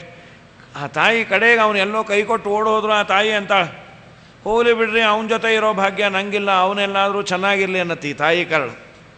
ಅದು ಬೇಕಾದಾದ್ರೂ ಆ ಮಗ ಹಾಳಾಗಲಿ ಅನ್ನಲ್ಲ. ಒಂದು ನಡೆದ ಘಟನೆಯನ್ನು ಹೇಳಿದರು. ಏನಾಗಿತ್ತು, ಒಬ್ಬನ ಪಾಪ ಒಂದು ಯಾವುದೋ ಶಾಲೆಯಲ್ಲಿ ಯಾರದೋ ಮನೆ ಕೆಲಸ ಮಾಡಿ ತಾಯಿ ಒಳ್ಳೆಯ ಶಾಲೆಯಲ್ಲಿ ಹಚ್ಚಿದ್ಲು, ಕಾನ್ವೆಂಟಿಗೆ. ಕಾನ್ವೆಂಟಿನಲ್ಲಿ ಓದ್ತಾ ಇದ್ದ. ಆದಮೇಲೆ ಅವನಿಗೆ ಮೆರಿಟು ಗಿರಿಟ್ ಎಲ್ಲ ಬಂತು. ಅವರ ತಾಯಿ ಕಣ್ಣೊಂದು ಇರಲಿಲ್ಲ, ಸರಿಯಾಗಿರಲಿಲ್ಲ ಪಾಪ. ಅವಳು ಆಗಾಗ ಶಾಲೆಗೆ ಬಂದರೆ ಈ ಮಗನಿಗೆ ಒಂದು ಈಗೋ, ಅಮ್ಮ ನೀ ಬರಬೇಡ ಎಲ್ಲ ಆಡ್ಕೋತಾರೆ, ತನ್ನ ತಾಯಿ ಅಂತ ಹೇಳ್ಕೊಂಬಕ್ಕೂ ನಾಚಿಕೆ ಅವನಿಗೆ. ಸರಿ, ಆಮೇಲೆ ಬೆಳೆದ, ಒಳ್ಳೆ ಓದು ಸಿಕ್ತು, ಎಲ್ಲೋ ದಿಲ್ಲಿಲಾಯಿತು. ಯಾವುದೋ ಶ್ರೀಮಂತನ ಮಗಳು ಗಂಟು ಬಿದ್ಲು, ಒಳ್ಳೆ ಕೆಲಸ ಇದು ಎಲ್ಲ ಆಯಿತು. ಕಡೆಗೆ ಅಮ್ಮನಿಗೆ ಹೇಳ್ದ, ದಯಮಾಡಿ ನೀನು ನಮ್ಮ ಅತ್ತೆ ಮಾವನ ಹತ್ರ ಬರಬೇಡ, ನಿನ್ನ ಮಗ ಅಂತ ಹೇಳ್ಕೊಳ್ಳಿಕ್ಕೆ ನಂಗೆ ನಾಚಿಕೆ ಆಗತ್ತೆ. ಆಯ್ತಪ್ಪ, ನೀನೆಲ್ಲೋ ಚೆನ್ನಾಗಿರು, ನೀ ಚೆನ್ನಾಗಿದ್ದರೆ ಸಾಕು, ನಿನಗೆ ಆ ಕಣ್ಣು ಒಂದೇ ಇರೋದು ನನಗೆ ಅಸಹ್ಯ. ಆಯಿತು. ಏನೋ ದಿಲ್ಲಿಯಿಂದ ಒಂದಿನ ಈಕೆ ಪಾಪ ಮಾತು ಬರದೆ ಅವನಿಗೆ ಪ್ರಮೋಷನ್ ಆಯಿತು ಅಂತ ಪೇಪರಲ್ಲಿ ನೋಡಿ, ಕಷ್ಟಪಟ್ಟು ಭಾಷೆ ಬರದೇ ಇದ್ದರು ದಿಲ್ಲಿಗೆ ಬಂದು ಅವನ ಮನೆ ಹತ್ರ ಬಂದರೆ ಅವ್ನು ನೋಡು, ಅಯ್ಯೋ ಇಲ್ಲೂ ಬಂದು ಈ ಪೀಡೆ ಅಂಥೇಳಿ ಒಳಗೆ ಹೋಗಿ ಸೆಕ್ಯೂರಿಟಿಗೆ ಹೇಳಿ ಕಳಿಸದ. ಇಲ್ಲಿಲ್ಲ ಆಪ್ ಜಾವೋ, ತಳ್ಳಿಟ್ಬಿಟ್ರು. ಅಲ್ಲೋ ನನ್ನ ಮಗಂಗೆ ಪ್ರಶಸ್ತಿ ಬಂದಿದೆ, ಇರ್ಬೋದು, ಅವರೇ ಹೇಳಿದಾರು, ಹೋಗಲಿ ಹಾಳಾಗೋಗಲಿ, ಸುಖವಾಗಿರಲಿ ಅಂತ ಪಾಪ ಬಂದುಬಿಟ್ರು. ಆದಮೇಲೆ ಏನೋ ಅವನು ಆ ತಾಯಿ ಇದ್ದ ಊರಿಗೆ ಬಂದ, ನೋಡಬೇಕು ಅಂತ ಬಂದ್ಯಾನು. ಬಂದಾಗ ಬೀಗ ಹಾಕಿತ್ತು. ಎಲ್ಲಿ ಇಲ್ಲಿದ್ದವರು? ಇಲ್ಲ ಅವರು ಹೋಗಿ 3 ತಿಂಗಳಾಯಿತು, ಸತ್ತೋದ್ರು. ಏನಾದರೂ ಹೇಳು ಅಂದ್ಯಾರು. ಹೇಳಿದ್ದಾರೆ, ನನ್ನ ಮಗನನ್ನು ಅವನ ಕಣ್ಣಲ್ಲೇ ನಾನು ಕಾಣ್ತೀನಿ ಅಂತ. ಏನದು ಗೊತ್ತಿಲ್ಲ ನಾನು. ಅವನು 5 ವರ್ಷ ಇದ್ದಾಗ ಯಾವುದೋ ಪಟಾಕಿ ಸಿಡಿಸ್ಕೊಂಡು ಕಣ್ಣು ಒಂದು ಹೋಗಿಬಿಡ್ತು. ಪಾಪ ಡಾಕ್ಟರ್ ಹತ್ರ ಹೋಗಿ ದರಿದ್ರಳು ಕೇಳಿಕೊಂಡು, ನೋಡಮ್ಮ ಆ ಕಣ್ಣು ಪೂರ್ಣ ಹೋಗಿದೆ, ಆ ಕಣ್ಣು ಚೆನ್ನಾಗಿರಬೇಕು ಅಂದ್ರೆ ಒಂದು ಮಾರ್ಗ ಇದೆ, ನಿನ್ನ ಕಣ್ಣನ್ನು ಕಿತ್ತಿ ಅವನಿಗೆ ಬೇಕಾದ್ರೆ ಇಡ್ತೀವಿ. ಅಯ್ಯೋ ನನ್ನ ಕೂಸು ಚೆನ್ನಾಗಿರೋದಾದರೆ ಇಡ್ರಿ ಅಂಥೇಳಿ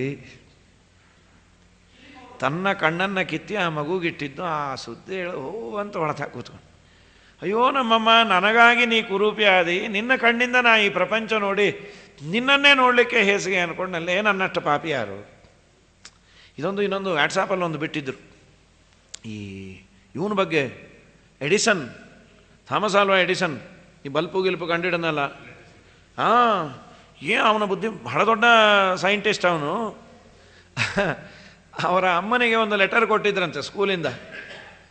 ಪಾಪ ಆ ಲೆಟರನ್ನು ನಿಮ್ಮ ಅಮ್ಮಂಗೆ ಕೊಡಬೇಕು, ಯಾರಿಗೂ ಕೊಡಬಾರ್ದು. ಲೆಟರನ್ನು ನೋಡಿದ್ಲು ತಾಯಿ, ಅಳತಾ ಕೂತ್ಲು.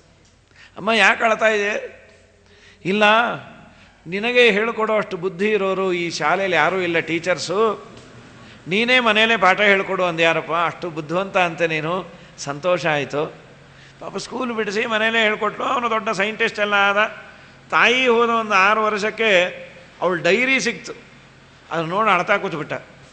ಆ ಡೈರಿಯಲ್ಲಿ ಈ ಪೇಪರ್ ಸಿಕ್ಕಿತ್ತು, ಸ್ಕೂಲಿಂದ ಸಿಕ್ಕಿದ್ದು. ಅದರಲ್ಲಿ ಬರೆದದ್ದು ಬುದ್ಧಿವಂತ ಅಲ್ಲ, ನಿನ್ನ ಮಗನಷ್ಟು ದಡ್ಡ, ನಿನ್ನ ಮಗನಷ್ಟು ಹುಚ್ಚು ಯಾರೂ ಇಲ್ಲ, ಅವನು ಸ್ಕೂಲಲ್ಲೆಲ್ಲ ಪಾಠ ಹೇಳ್ಕೊಳ್ಲಿಕ್ಕಾಗಲ್ಲ, ಮೆಂಟಲ್ ಹಾಸ್ಪಿಟಲ್ಗೆ ಸೇರಿಸು, ಅದು ಹುಚ್ಚು ಅಂತ. ಹಾಗಂದ. ನಾನಲ್ಲ ಸೈಂಟಿಸ್ಟು, ನಮ್ಮಮ್ಮ ಸೈಂಟಿಸ್ಟು ಅಂದಂತೆ. ನನ್ನಲ್ಲಿರೋ ಯೋಗ್ಯತೆಯನ್ನು ಅವ್ರು ಅರ್ಥ ಮಾಡ್ಕೊಳ್ಳಿಲ್ಲ. ಅವತ್ತು ನನ್ನಮ್ಮ ಏನಾದರೂ ಅಲ್ಲಿ ಹುಚ್ಚಾಸ್ಪತ್ರೆಗೆ ಸೇರಿಸಿದ್ರೆ ಹುಚ್ಚಿನ ಮಧ್ಯೆ ನಾನು ಆಗ್ತಾಯಿದ್ದೆ ಅಂತ. ಇವನದು ಬಹಳ ದೊಡ್ಡವನಾದ. ಈ ಥರ ಎಷ್ಟೋ ತಾಯಿಯಂದರು ಪಾಪ ತಮ್ಮ ಮಕ್ಕಳ ಸಲುವಾಗಿ ಸರ್ವಸ್ವವನ್ನು ತೆಗೆದಿರ್ತಾರೆ. ಕಡೆ ಈ ಪಾಪಿಷ್ಟರು ಒಂದು ಸರ್ಟಿಫಿಕೇಟ್ ಕೊಟ್ಟುಬಿಡ್ತಾರೆ, ನನ್ನ ಯಾಕೆ ಹಡದಿ ಅಂತ. ತಾಯಿ ಋಣ ತುಂಬ ದೊಡ್ಡದು. ಅದಕ್ಕೆ ಸನ್ಯಾಸಿ ಆದರೂ ನಿಮ್ಮ ಅಮ್ಮನಿಗೆ ನೀ ಮಗನೇ ನಮಸ್ಕಾರ ಮಾಡು ಅನ್ನತ್. ತಾಯಿಗೆ ಬೇಕಾದಾಗಲಿ ನಮಸ್ಕಾರ ಮಾಡು, ಅವ್ರ ಆಶೀರ್ವಾದ ತಗೋ, ಅದು ನೋಡಲಿಕ್ಕೆ ಆನಂದ ಆಗುತ್ತೆ. ನಮ್ಮ ಗುರುಗಳು ಪಾಪ 25-30 ಸಾವಿರ ಜನಕ್ಕೆ ಮುದ್ರೆ ಕೊಟ್ಟು ಪೂಜಾ ಎಲ್ಲ ಮಾಡಿ ಸುಸ್ತಾದಾಗ ಹೀಗಂತೀವಿ, ನಾವೇ ನಮಸ್ಕಾರ ಮಾಡೋದಿಲ್ಲ. ಅವ್ರು ಹೇಳೋದು ಸಾಷ್ಟಾಂಗ ನಮಸ್ಕಾರ ಮಾಡಿ ಮೊನ್ನೆ ಪ್ರಥಮೆ ಕಾಸಿ ಆ ತಾಯಿಗೆ ಸಂಕೋಚ, ಆಶೀರ್ವಾದ ಮಾಡಿರಿ, ನಿಮ್ಮ ಆಶೀರ್ವಾದವೇ ನಮಗೆ ಶಕ್ತಿ ಇರುತ್ತೆ ಅಂಥೇಳಿ. ಇದು ತಾಯಿದು ಅಂತ. ಇಷ್ಟೆಲ್ಲ ಸಮಸ್ಯೆಗಳೆಲ್ಲ ಇದು ಸಂಸಾರದಲ್ಲಿದೆ. ಆದ್ದರಿಂದ ಅದು ತಪ್ಪಿಸ್ಕೋಬೇಕಾ? ಮತ್ತೆ ಮನುಷ್ಯ ಜನ್ಮಕ್ಕೆ ಬರದೇ ಇರೋದೇ ಒಳ್ಳೆಯದು. ಅದು ಬರದೇ ಇರೋದಕ್ಕೆ, ತಾಯಿ ಗರ್ಭಕ್ಕೆ ಬರದೇ ಇರೋದಕ್ಕೆ ಯೋಗ್ಯವಾದಂತಹ ದೇಹ ಈ ದೇಹ. ಇದು ಬಂದಾಗ ಸಾಧನೆಯನ್ನು ಮಾಡಿಕೊಳ್ಳ್ರಿ. ಸಂಗಮ್ನ ಕುರಿಯಾತ್ ಪ್ರಮದ ಸುಜಾತು, ಅದನ್ನೇ ಅಂದರು. ಯಾರು ಸಂಗನ್ನ ಕುರಿಯಾತ್ ಪ್ರಯೋಗಸ್ಯ ಪಾರಂ ಪರಮಾರುರುಕ್ಷು, ನೀನು ಅಯೋಗ್ಯರ ಸಹವಾಸವನ್ನು ಮಾಡಬೇಡ. ಇಲ್ಲಿ ಪ್ರಮದಾಸು ಜಾತು, ಹೆಣ್ಣು ಮಕ್ಕಳ ಸಹವಾಸವನ್ನೇ ಮಾಡಬೇಡ ಅಂತಿದೆ. ಆಚಾರ್ಯರು ಒಂದು ಕ್ಲಾರಿಫಿಕೇಶನ್ ಕೊಟ್ಟರು. ಹಾಗೆಲ್ಲ ಅಲ್ಲ, ಗೃಹಸ್ಥರಿಗೂ ಮೋಕ್ಷ ಇದೆ. ಸತ್ಪುಂಸು ಚ ತಥಾ ಸ್ತ್ರೀಷು, ಯೋಗ್ಯರಾದ ಸ್ತ್ರೀಯರ, ಪುರುಷರ, ಯೋಗ್ಯ ಜನರ ಸಹವಾಸ ಎಂದೂ ದೋಷ ಅಲ್ಲ. ಆದರೆ ಅಯೋಗ್ಯರ ಸಹವಾಸ ಇದೆಯಲ್ಲ ಅದನ್ನು ಮಾಡಬೇಡ ಅಂತ. ಅಥವಾ ಸ್ತ್ರೀ ಅನ್ನೋದಕ್ಕೆ ಬೇರೆ ಬೇರೆ ಅರ್ಥ ಇದೆ. ದೇವರ ಬಗ್ಗೆ ಯಾರಿಗೆ ಸರಿಯಾದ ತಿಳುವಳಿಕೆ ಇಲ್ಲ ಅವರೆಲ್ಲರೂ ಸ್ತ್ರೀಯರೇ ಅಂತ. ಕೇಶವೇತು ಅನ್ಯಥಾ ಬುದ್ಧಿ ಶೈವ ಸ್ತ್ರೀ ಸಂಪ್ರಕೀರ್ತಿತ ಅಂತ. ಅವರ ಸಹವಾಸ ಮಾಡಬೇಡ ಅಂತ ಅಷ್ಟೆ.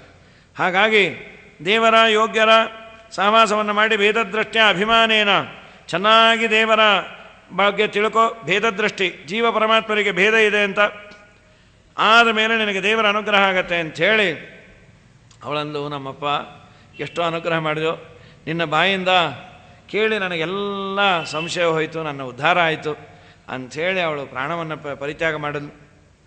ಕಪಿಲನಾಮಕ ಪರಮಾತ್ಮನು ಹೊರಟು ಬಂದುಬಿಟ್ಟ. ಅವಳ ದೇಹ ಅಂದರು ನದಿಯಾಗಿ ಹರಿತಂತೆ. ದೇವಹೂತಿಯ ದೇಹ ನದಿಯಾಗಿ ಹರಿತು ಅಂಥೇಳಿ ಯಾರಿದನ್ನು ಕೇಳ್ತಾರೆ ಕಪಿಲಗೀತೆ ಅವ್ರಿಗೂ ದೇವರು ವೈರಾಗ್ಯವನ್ನು ಕೊಡ್ತಾನೆ. ಕಪಿಲಗೀತೆಯನ್ನು ಕೇಳ್ರಿ ಅಂಥೇಳಿ ಇದಾದ ಮೇಲೆ ಮತ್ತೆ ಆ ವಂಶದ ವಿವರಣೆಯನ್ನು ಮಾಡ್ತಾರೆ. ಆಕೂತಿ, ದೇವಹೂತಿ, ಪ್ರಸೂತಿ ಅಂತ ಈ ಕಪಿಲನ ಅಕ್ಕಂದಿರಿದ್ರಲ್ಲ, 9 ಜನ ಅಕ್ಕಂದಿರು. ಕಪಿಲಾವತಾರ ಆಗೋ ಮುಂಚೆ 9 ಜನ ಇದ್ದರು. ಆ 9 ಜನನ್ನ ಮದುವೆ ಮಾಡಿಕೊಟ್ಟ ಕರ್ತಮ ಪ್ರದೇಶನ. ಯಾರ್ಯಾರಿಗೆ ಅಂದರೆ ಕಲಾ ಅಂತ ಅವರನ್ನು ಮರೀಚಿ ಕೊಟ್ಟರು ಅನಸೂಯ ಅತ್ರಿ ಋಷಿಗಳಿಗೆ. ಅಲ್ಲಿ ಮತ್ತೆ ದತ್ತ, ದೂರ್ವಾಸ, ಚಂದ್ರ. ಅದರ ಬಗ್ಗೆ ಇಲ್ಲಿ ಕೇಳ್ತಾರೆ, ಸ್ವಾಮಿ ಅವರು ಕೇಳಿದ್ದು ಒಂದು ಮಗು, ಆಗಿದ್ದು 3. ಅತ್ರಿ ಹಾಗೂ ಅನಸೂಯಾದೇವಿಯಲ್ಲಿ ಅತ್ರಿ ಋಷಿಗಳು ನಂಗೊಂದು ಮಗು ಬೇಕು, ದೇವರು ನಮ್ಮ ಮನೇಲಿ ಅವತಾರ ಮಾಡಲಿ ಅಂತ ಅವರು ಉಪಾಸನೆ ಮಾಡಿದ್ರು. ಆದರೆ ಉಪಾಸನೆ ಮಾಡಿದ್ದು 3 ಕಡೆ. ಎಲ್ಲೆಲ್ಲಿ? ಒಂದು ವಿಷ್ಣುವನ್ನು ಪ್ರಾರ್ಥನೆ ಮಾಡಿದ್ರು, ಒಂದು ಬ್ರಹ್ಮನ ಅಂತರ್ಯಾಮಿಯಾಗಿ ಬ್ರಹ್ಮ ನಿನ್ನೊಳಗಿದಾನಲ್ಲ ದೇವರು, ಅವನು ನನ್ನ ಮಗ ಆಗಬೇಕು. ರುದ್ರನಲ್ಲೂ ಕೇಳಿದ್ರೆ, ಹೇ ರುದ್ರದೇವರೇ, ನಿಮ್ಮ ಅಂತರ್ಯಾಮಿಯಾದ ಸಂಕರ್ಷಣ ಇದ್ದಾನಲ್ಲ ಅವನು ನಮ್ಮ ಮಗ ಆಗಬೇಕು ಅಂತ. ಆದರೆ 3 ಜನ ವರ ಕೊಡ್ಲಿಕ್ಕೆ ಬಂದ್ರಂತೆ, ಬ್ರಹ್ಮ ವಿಷ್ಣು ಮಹೇಶ್ವರ. ಇವರು ಅತ್ರಿಗಳು ಕೇಳಿದ್ರು, ನಾ ಕರೆದದ್ದೊಬ್ಬರನ್ನೇ ನೀವು ಯಾಕೆ 3 ಜನ ಬಂದ್ರಿ? ಅವರಂದ್ರು, ನೀ ಹೇಗೆ ಕರೆದ ಹಾಗೆ ಬಂದಿದ್ದೀವಿ ಅಂತ. ಆಚಾರ್ಯರಂತಾರೆ, ಕರೆದದ್ದೊಂದೇ ಆದರೆ 3 ಜನ ಯಾಕೆ ಬಂದರು? ಬೈ 1 and take 3 ಅಂತ ಏನಾದ್ರೂ? ಆಚಾರ್ಯರಂತಾರೆ, ಇಲ್ಲ, ಒಂದು ನಿಯಮ ಇದೆ. ಈಗ ಯಾರೋ ನಮ್ಗೆ ಹೇಳ್ತಾರೆ, ನೀರು ತೊಗೊಂಬ, ಒಂದು ತಮಗೆ ನೀರು ತೊಗೊಂಬಂದ. ಅವರಂದ್ರೆ, ತಮಗೆ ಯಾಕೆ ತೊಗೊಂಬಂದು, ಬರೀ ನೀರು ತರೋಕ್ಕಾಗಲ್ವಾ? ಅಲ್ರಿ, ತಮಗೆ ಬಿಟ್ಟು ನೀರು ತರೋದು ಹೇಗೆ? ಅಧಿಷ್ಠಾನ ಅಂತ ಕರೀತಾರೆ. ಯಾವುದನ್ನು ಹಿಡಿದಿಟ್ಟುಕೊಳ್ಳುತ್ತೋ ಅದು ಅಧಿಷ್ಠಾನ ಅಂತ.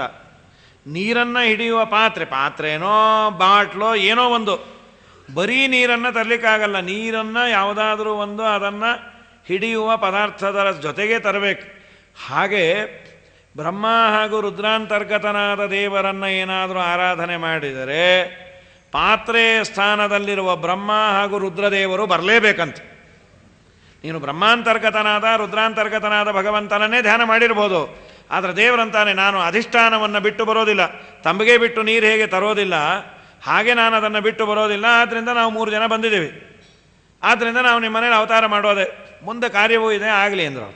ಸರಿ, ಅದರಲ್ಲಿ ಏನು ಮುಂದರೆ ಸಾಕ್ಷಾತ್ ಭಗವಂತನ ಅವತಾರ ದತ್ತಾತ್ರೇಯ, ರುದ್ರದೇವನ ಅವತಾರ ದೂರ್ವಾಸರು, ಬ್ರಹ್ಮದೇವರಿಗೆ ಅವತಾರ ಇಲ್ಲ, ಬ್ರಹ್ಮಣೋನ ಅವತಾರೋಶ್ಚಿ ಸನ್ನಿಧಾನಂತು ಕೇವಲಂ ಅಂದರು ಆಚಾರ್ಯರು. ಹಾಗಾದರೆ ಸೋಮ ಏನು? ಸೋಮನಲ್ಲಿ ಸನ್ನಿಧಾನ ಅಷ್ಟೇ ವಿನಃ. ಹಾಗಾದರೆ ಬ್ರಹ್ಮದೇವರಿಗೆ ಟೋಟಲಿ ಅವತಾರವೇ ಇಲ್ವಾ? ಇದೆ. ಯಾವುದು? ಅವರ ಅಪ್ಪ ಅಮ್ಮನಿಂದ ಅವತಾರ ಮಾಡೋದಷ್ಟೇ. ಬ್ರಹ್ಮನಾಗಿ ಅವರ ಅಪ್ಪ ಅಮ್ಮನಿಂದ ಏನು ಅವತಾರ ಮಾಡ್ತಾರೆ ಅದು ಬಿಟ್ಟರೆ ಬೇರೆ ಇಲ್ಲ ಅಂತ ಶ್ರೀಮದಾಚಾರ್ಯ ಹೇಳ್ತಾರೆ. ಇದಾದ ಮೇಲೆ ನಂತರದಲ್ಲಿ ಈ ಪ್ರಸೂತಿಯನ್ನೊಳಗೆ 16 ಜನ ಹೆಣ್ಣು ಮಕ್ಕಳಾಗಿದ್ದರು. ಕಡೇ ಮಗಳು ಸತೀದೇವಿ. ಆ ಸತೀದೇವಿಯ ಮುಂಚೆ ಇವನು ಬೇರೆ ಬೇರೆ ಅವ್ರಿಗೆ ಮದುವೆ ಮಾಡಿಕೊಟ್ಟಿದ್ದ. ಆ ಹೆಣ್ಣು ಮಕ್ಕಳ ಹೆಸರು, ಅವರಿಂದ ಹುಟ್ಟಿದ ಮಗು ತುಂಬ ಚೆನ್ನಾಗಿದೆ. ಅದೇನೆಂದರೆ ನಮ್ಮಲ್ಲಿ ಬೆಳೆಸಿಕೊಳ್ಳಬೇಕಾದ ಕ್ವಾಲಿಟೀಸ್ ಅದು. ಯಮಧರ್ಮರಾಜನಿಗೆ 13 ಜನನ ಕೊಟ್ಟ. 16 ಜನ ಮಕ್ಕಳಲ್ಲಿ ದಕ್ಷ ಪ್ರಜಾಪತಿ, 13 ಯಮಧರ್ಮರಾಜನಿಗೆ, ಒಬ್ಬರನ್ನು ಅಗ್ನಿಗೆ, ಇನ್ನೊಬ್ಬಳನ್ನು ಪಿತೃದೇವತೆಗಳಿಗೆ, ಕಡೇ ಮಗಳನ್ನು ರುದ್ರದೇವರಿಗೆ ಕೊಟ್ಟ ಸತೀದೇವಿನ. ಈ 13 ಜನರ ಹೆಸರು, ಅದರಿಂದ ಉಂಟಾಗುವ ಫಲ ತುಂಬ ಚೆನ್ನಾಗಿದೆ. ಇದು ನಮ್ಮಲ್ಲಿ ಡೆವಲಪ್ ಮಾಡ್ಕೋಬೇಕು ಅಂತ ಭಾಗವತ ಹೇಳೋದು. ಶ್ರದ್ಧಾ ಅಂತ ಒಬ್ಬಳ ಹೆಸರು, ಶ್ರದ್ಧಾದೇವಿ. ಆ ಶ್ರದ್ಧೆಯನ್ನು ಯಮಧರ್ಮರಾಜನಿಗೆ ಕೊಟ್ಟಾಗ ಶ್ರದ್ಧೆಯಲ್ಲಿ ಹುಟ್ಟಿದ ಮಗು ಯಾವುದು ಅಂದರೆ ಶುಭ. ಯಾರಿಗೆ ಶ್ರದ್ಧೆ ಇದೆ, ಶ್ರದ್ಧೆ ಅಂದ್ರೇನು? ಆಸ್ತಿಕ್ಯ ಬುದ್ಧಿ. ಶ್ರದ್ಧಾ ಅಂದರೆ ಆಸ್ತಿ, ಅಸ್ತಿ, ದೇವರಿದ್ದಾನೆ, ಧರ್ಮ ಇದೆ, ನಾನು ಭಾಗವತವನ್ನು ಕೇಳಿದ್ದರಿಂದ ನನಗೆ ಪಾಪ ಪರಿಹಾರ ಆಗತ್ತೆ ಅನ್ನುವ ವಿಶ್ವಾಸ ಅದು ಇದ್ದರೆ ಗ್ಯಾರಂಟಿ ಶುಭ ಆಗತ್ತಂತೆ. ನೀವೆಲ್ಲ ಏನು ಕೇಳ್ತಾ ಇರಲ್ಲ, ಏನು ಏನಾಗತ್ತೋ ಏನೋ ಹೋಗಲಿ ಬಿಡ್ರಿ, ಅವರು ಹೇಳ್ತಾರೆ ಅವ್ರಿಗೂ ಆಗತ್ತೋ ನಮಗೂ ಆಗತ್ತೋ ಅಂದರೆ ಅದು ಸರ್ವಥ ಆಗೋದಿಲ್ಲ. ದೇವರು ಇದ್ದಾನೆ, ನಾನು ನಂಬಿದ ಧರ್ಮ ನನ್ನನ್ನು ಕೈ ಬಿಡೋದಿಲ್ಲ ಅಂತ ವಿಶ್ವಾಸ ಮಾಡು, ಗ್ಯಾರಂಟಿ ದೇವರು ಅನುಗ್ರಹ ಮಾಡ್ತಾನೆ. ಶ್ರದ್ಧೆಗೆ ಆಗುವ ಮಗು ಶುಭ, ಶ್ರದ್ಧೆ ಇದ್ದವರಿಗೆ ಶುಭ. ಮೈತ್ರಿ ಅಂತ ಒಬ್ಬಳ ಹೆಸರು. ಮೈತ್ರಿ ಅಂದರೆ ಎಲ್ಲರ ಜೊತೆಯಲ್ಲಿ ಬೆರೆಯೋದು ಅಂತ, ಸ್ನೇಹದಿಂದ ಇರೋದು. ಅವಳಿಗಾದ ಮಗು ಪ್ರಸಾದ. ಯಾರಿಗೆ ಮೈತ್ರಿ ಇರುತ್ತೆ ಅವ್ರಿಗೆ ಎಲ್ಲರೂ ಬೇಕಾದವರಾಗಿರ್ತಾರೆ. ದಯಾ ಅಂತ ಒಬ್ಬಳ ಹೆಸರು, ಅಲ್ಲಿ ಅಭಯ. ಯಾರಿಗೆ ದಯೆ ಇದೆ ಅವ್ರನ್ನ ನೋಡಿದ್ರೆ ಮಾತಾಡಿಸ್ತಾರೆ ಎಲ್ಲರೂ. ದಯಾವಂತರು ಅಂದರೆ ಏನೋ ಕೇಳ್ತಾರೆ ಅವ್ರ ಸಮಸ್ಯೆಗಳನ್ನು, ಏನೋ ನಿಮ್ಮನ್ನು ಕಂಡ್ರೆ ಸಂತೋಷ, ಸದ್ಯ ನೀವು ರೇಗಲ್ಲ ಅಂತ. ಸದಾ ಸಿಡುಕೊಂಡಿದ್ರೆ ಅಯ್ಯೋ ಬೇಡಪ್ಪ ಅವರ ಸುದ್ದಿನೇ ಬೇಡ ಅಂತ. ದಯಾ. ಶಾಂತಿ ಅಂತ ಒಬ್ಬಳ ಹೆಸರು, ಅವಳಿಗೆ ಹುಟ್ಟಿದ ಮಗು ಸುಖ. ಅಂದರೆ ಯಾರಿಗೆ ಶಾಂತಿ ಇದೆ ಅವ್ರ ಗ್ಯಾರಂಟಿ ಸುಖ. ಈ ಗುಣಗಳು ಡೆವಲಪ್ ಆಗಬೇಕಂತ. ಆದಮೇಲೆ ತುಷ್ಟಿ. ತುಷ್ಟಿ ಅಂದರೆ ತೃಪ್ತಿ, ಸಂತೋಷ. ಅವರಿಗೆ ಮುದ, ಹಾಯ್ ಅಂತಿರ್ತಾರೆ. ಯಾರಿಗೆ ತುಷ್ಟಿ ಇದೆ, ತೃಪ್ತಿ ಇದೆ ಅವ್ರಿಗೆ ಸಂತೋಷ ಅಂತ. ನಂಗೆ ದೇವ್ರು ಕೊಟ್ಟು ಸಾಕೋರಿ ಅಂದರೆ ಸಂತೋಷವಾಗಿರ್ತಾರೆ. ಯಾಕೆ ನಿಮ್ಮ ಮುಖ ಒಂಥರ ಇದೆ? ಏನೇನೋ ಅಚೀವ್ ಮಾಡಬೇಕು ಅಂದ್ಕೊಂಡೆ, ಆಗ್ತಾನೇ ಇಲ್ಲ. ಇನ್ನೊಂದೆರಡು ಮನೆ ತೊಗೋಬೇಕು ಅಂದ್ಕೊಂಡು, ಈಗಿರೋ ಮನೆ ಅದಿದೆ, ಇನ್ನೊಂದೆರಡು ಬೇಕಾಗಿತ್ತು, ಹೋಗಲಿ ಬಿಡಿ, ಯಾಕೆ ಬೇಕು? ನಿನಗೇನಿದೆಯೋ ಅದರಿಂದ ತೃಪ್ತನಾಗಿದ್ದರೆ ಸುಖವಾಗಿರ್ಬೋದು. ತಲೆಯಲ್ಲಿ ಆಸೆಯ ಹುಳವನ್ನು ಬಿಟ್ಕೊಂಡ್ಬಿಟ್ರೆ ನಮಗೆ ನಾವೇ ಹಾಕಿಕೊಳ್ಳುವ ಕತ್ತರಿ ಅದು. ಅದಾದ ಮೇಲೆ ಪುಷ್ಟಿ. ಪುಷ್ಟಿ ಅಂದರೆ ಸ್ವಲ್ಪ ಚೆನ್ನಾಗಿರೋದು. ಅದಕ್ಕಾದ ಮಗು ಸ್ಮಯ. ಸ್ಮಯ ಅಂದರೆ ಅಹಂಕಾರ, ಸ್ವಲ್ಪ ಜಾಸ್ತಿ ಇತ್ತು ಅಂದರೆ ಜೊತೆಗೆ ಇದು ಬರುತ್ತೆ ಅಂತ. ಇದಾದ ಮೇಲೆ ಕ್ರಿಯಾಶೀಲರಾಗಿರೋದು. ಅವರಿಗೆ ಯೋಗ ಆಪರ್ಚುನಿಟಿ ಸಿಗತ್ತಂತೆ. ಯಾರು ಆ್ಯಕ್ಟಿವ್ ಆಗಿರ್ತಾರೆ ಅವ್ರಿಗೆ ದೇವರು ಯಾವುದೋ ಒಂದು ದಾರಿ ತೋರಿಸ್ತಾನೆ. ಇನ್ನು ಉನ್ನತಿ, ಸ್ವಲ್ಪ ಚೆನ್ನಾಗಿರೋದು. ಅದಕ್ಕಾದ ಮಗು ದರ್ಪ. ಉನ್ನತಿಯ ಮಗು ದರ್ಪ, ಅಹಂಕಾರ. ಬುದ್ಧಿ. ಬುದ್ಧಿ ಇದ್ದರೆ ಅರ್ಥ, ಅವ್ರಿಗೆ ಒಳ್ಳೆ ಪ್ರಯೋಜನಗಳಾಗತ್ತೆ. ಮೇಧಾ ಅಂದರೆ ಧಾರಣಾಶಕ್ತಿ, ತುಂಬ ಕಲೆಕ್ಟ್ ಮಾಡಿ ತಲೆಯಲ್ಲಿ ಇಟ್ಕೊಳ್ಳೋದು ವಿಷಯಗಳನ್ನು. ತುಂಬ ಓದಿದರೆ ಸ್ಮರಣೆ ಚೆನ್ನಾಗಿರತ್ತಂತೆ. ಬುದ್ಧಿಯನ್ನು ಸಾಣೆ ಹಿಡಿದಷ್ಟು ನೀಟಾಗಿರತ್ತಂತೆ. ಈಗ ನಮಗೆ ಸ್ಮರಣೆ ತುಂಬ ಕಮ್ಮಿ. 2-3 ಆಯಿತು. ಕ್ಯಾಲ್ಕುಲೇಟ್ರ್ ಬಂತು, ಮಗ್ಗಿ ಮರ್ತೋಯ್ತು. ಸೆಲ್ ಫೋನ್ ಬಂತು, ಫೋನ್ ನಂಬರ್ ಮರ್ತೋಯ್ತು. ಈಗ ಎಷ್ಟು ಮರ್ತೋಗಿದ್ದೀವಿ ಅಂದರೆ ಸೆಲ್ ಫೋನ್ ಎಲ್ಲಿಟ್ಟಿದ್ದೀವಿ ಮರ್ತೋಗಿರ್ತೀವಿ. ಈಗ ತುಂಬ ಜನ ಲ್ಯಾಂಡ್ಲೈನ್ ಯಾಕೆ ಇಟ್ಕೊಂಡಿರೋದು ಅಂದರೆ ಸೆಲ್ ಫೋನ್ ಹುಡುಕಕ್ಕೆ. ಆ ಲ್ಯಾಂಡ್ಲೈನಿಂದ ಮಾಡಿ ಅಲ್ಲಿ ಬಿದ್ದಿದೆ, ಇಲ್ಲಿ ಬಿದ್ದಿದೆ, ಇಲ್ಲಿ ಬಿದ್ದಿದೆ, ಅಲ್ಲಿ ಬಿದ್ದಿದೆ ಅಂಥೇಳಿ. ಹೀಗಾಗಿ ಮನುಷ್ಯ ತಲೆಗೆ ಕೆಲಸವನ್ನು ಕೊಟ್ಟರೆ ನೆನಪು ಚೆನ್ನಾಗಿರತ್ತಂತೆ. ಮೇಧಾಶಕ್ತಿ ಅಂತ ಕರೀತಾರೆ. ನೀನು ತುಂಬ ತುಂಬಿಕೊಂಡಿ ಅಂದರೆ ಅಸ್ಖಲಿತವಾಗಿ ಬರ್ತಾ ಇರತ್ತೆ. ತಲೆಯಲ್ಲಿ ತುಂಬಿಕೊ. ನಮ್ಮ ಸ್ವಾಮಿಗಳ ಮೇಲಿಂದ ಮೇಲೆ ಹೇಳ್ತಿರ್ತಾರೆ, ನೀವು ಇನ್ನೊಬ್ಬರಿಗೆ ಉಪದೇಶ ಮಾಡೋ ಮುಂಚೆ ಮೊದಲು ಸರಕನ್ನು ನಿಮ್ಮಲ್ಲಿ ಇಟ್ಕೊಳ್ರಿ. ನಿನ್ನ ಅಂಗಡಿಯಲ್ಲಿ ಸ್ಟಾಕೇ ಇಲ್ಲ ಅಂದರೆ ನೀನೇನು ಡೆಲಿವರ್ ಮಾಡ್ತಿ? ತಲೆಯಲ್ಲಿ ತುಂಬಿಕೋ. ಹೊಸ ಹೊಸ ಪ್ರಶ್ನೆಗಳು ಆಮೇಲೆ ಜೋಡಿಸ್ಕೋ ಹೇಗಾದರೂ, ಬಟ್ ನೀನು ಸ್ಟಾಕನ್ನು ಕಲೆಕ್ಟ್ ಮಾಡ್ಕೋ. ಓದಿ ಆದಮೇಲೆ ನಿನ್ನ ತಲೆಯಲ್ಲಿ. ಇವತ್ತಿಗೂ ಮಹಾನುಭಾವರು ಚೆನ್ನಾಗಿ ಗೊತ್ತು. ಅವ್ರು ಏನು ಹೇಳಿದ್ರು, ಈಗ ಉಪನ್ಯಾಸ ಅಂದರೆ ಏನು ಹೇಳಿದ್ರು ಕೇಳಲಿಕ್ಕೆ ತಯಾರಿರ್ತಾರೆ.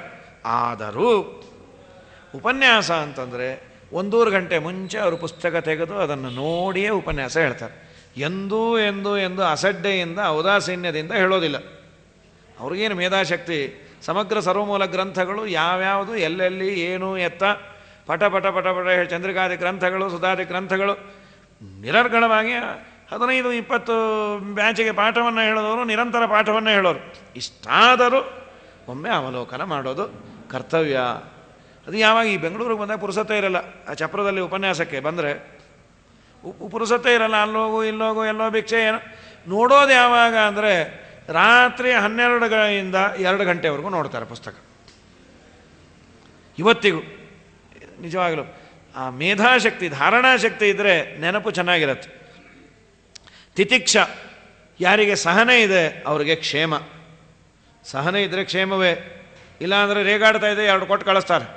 ಪೇಷನ್ಸ್ ಇದ್ದರೆ ಯಾಕೆ ನಿಮ್ಗೆ ಏಟು ಬೀಳಲಿಲ್ಲ, ಏಟು ಕೊಡೋನಿಗೂ ಬೇಜಾರಾಗೋಯ್ತು ಅದಕ್ಕೆ ಬಿಟ್ಟುಬಿಟ್ಟ ಅಂಥೇಳಿ. ನಾಚಿಕೆ ಅಂತ ಒಬ್ಬಳ ಹೆಸರು. ಅವಳಿಗೆ ಪ್ರಶ್ರಯ ಅಂದರೆ ಸೇವಾ ಮಾಡೋ ಭಾಗ್ಯ. ಸ್ವಲ್ಪ ನಾಚಿಕೆ ಇದ್ದರೆ ದೊಡ್ಡವರು ಸೇವಾ ಮಾಡ್ತೀವಿ.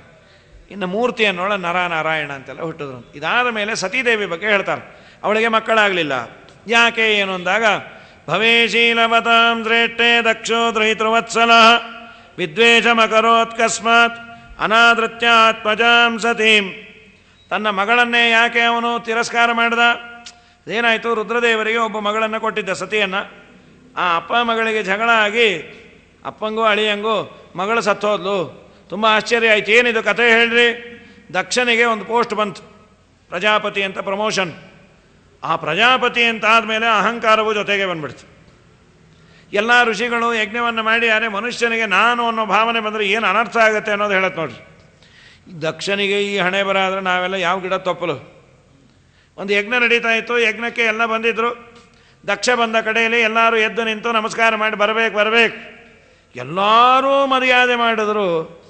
ಇಬ್ಬರು ಹೇಳಲಿಲ್ಲ. ಒಂದು ಬ್ರಹ್ಮದೇವರು, ರುದ್ರದೇವರು. ಬ್ರಹ್ಮದೇವರು ಹೇಳೋ ಪ್ರಶ್ನೆನೇ ಇಲ್ಲ. ತಂದೆ ರುದ್ರದೇವರು ಮಾವ ಅಂತ ಹೇಳಬೇಕಿತ್ತೋ ಏನೋ.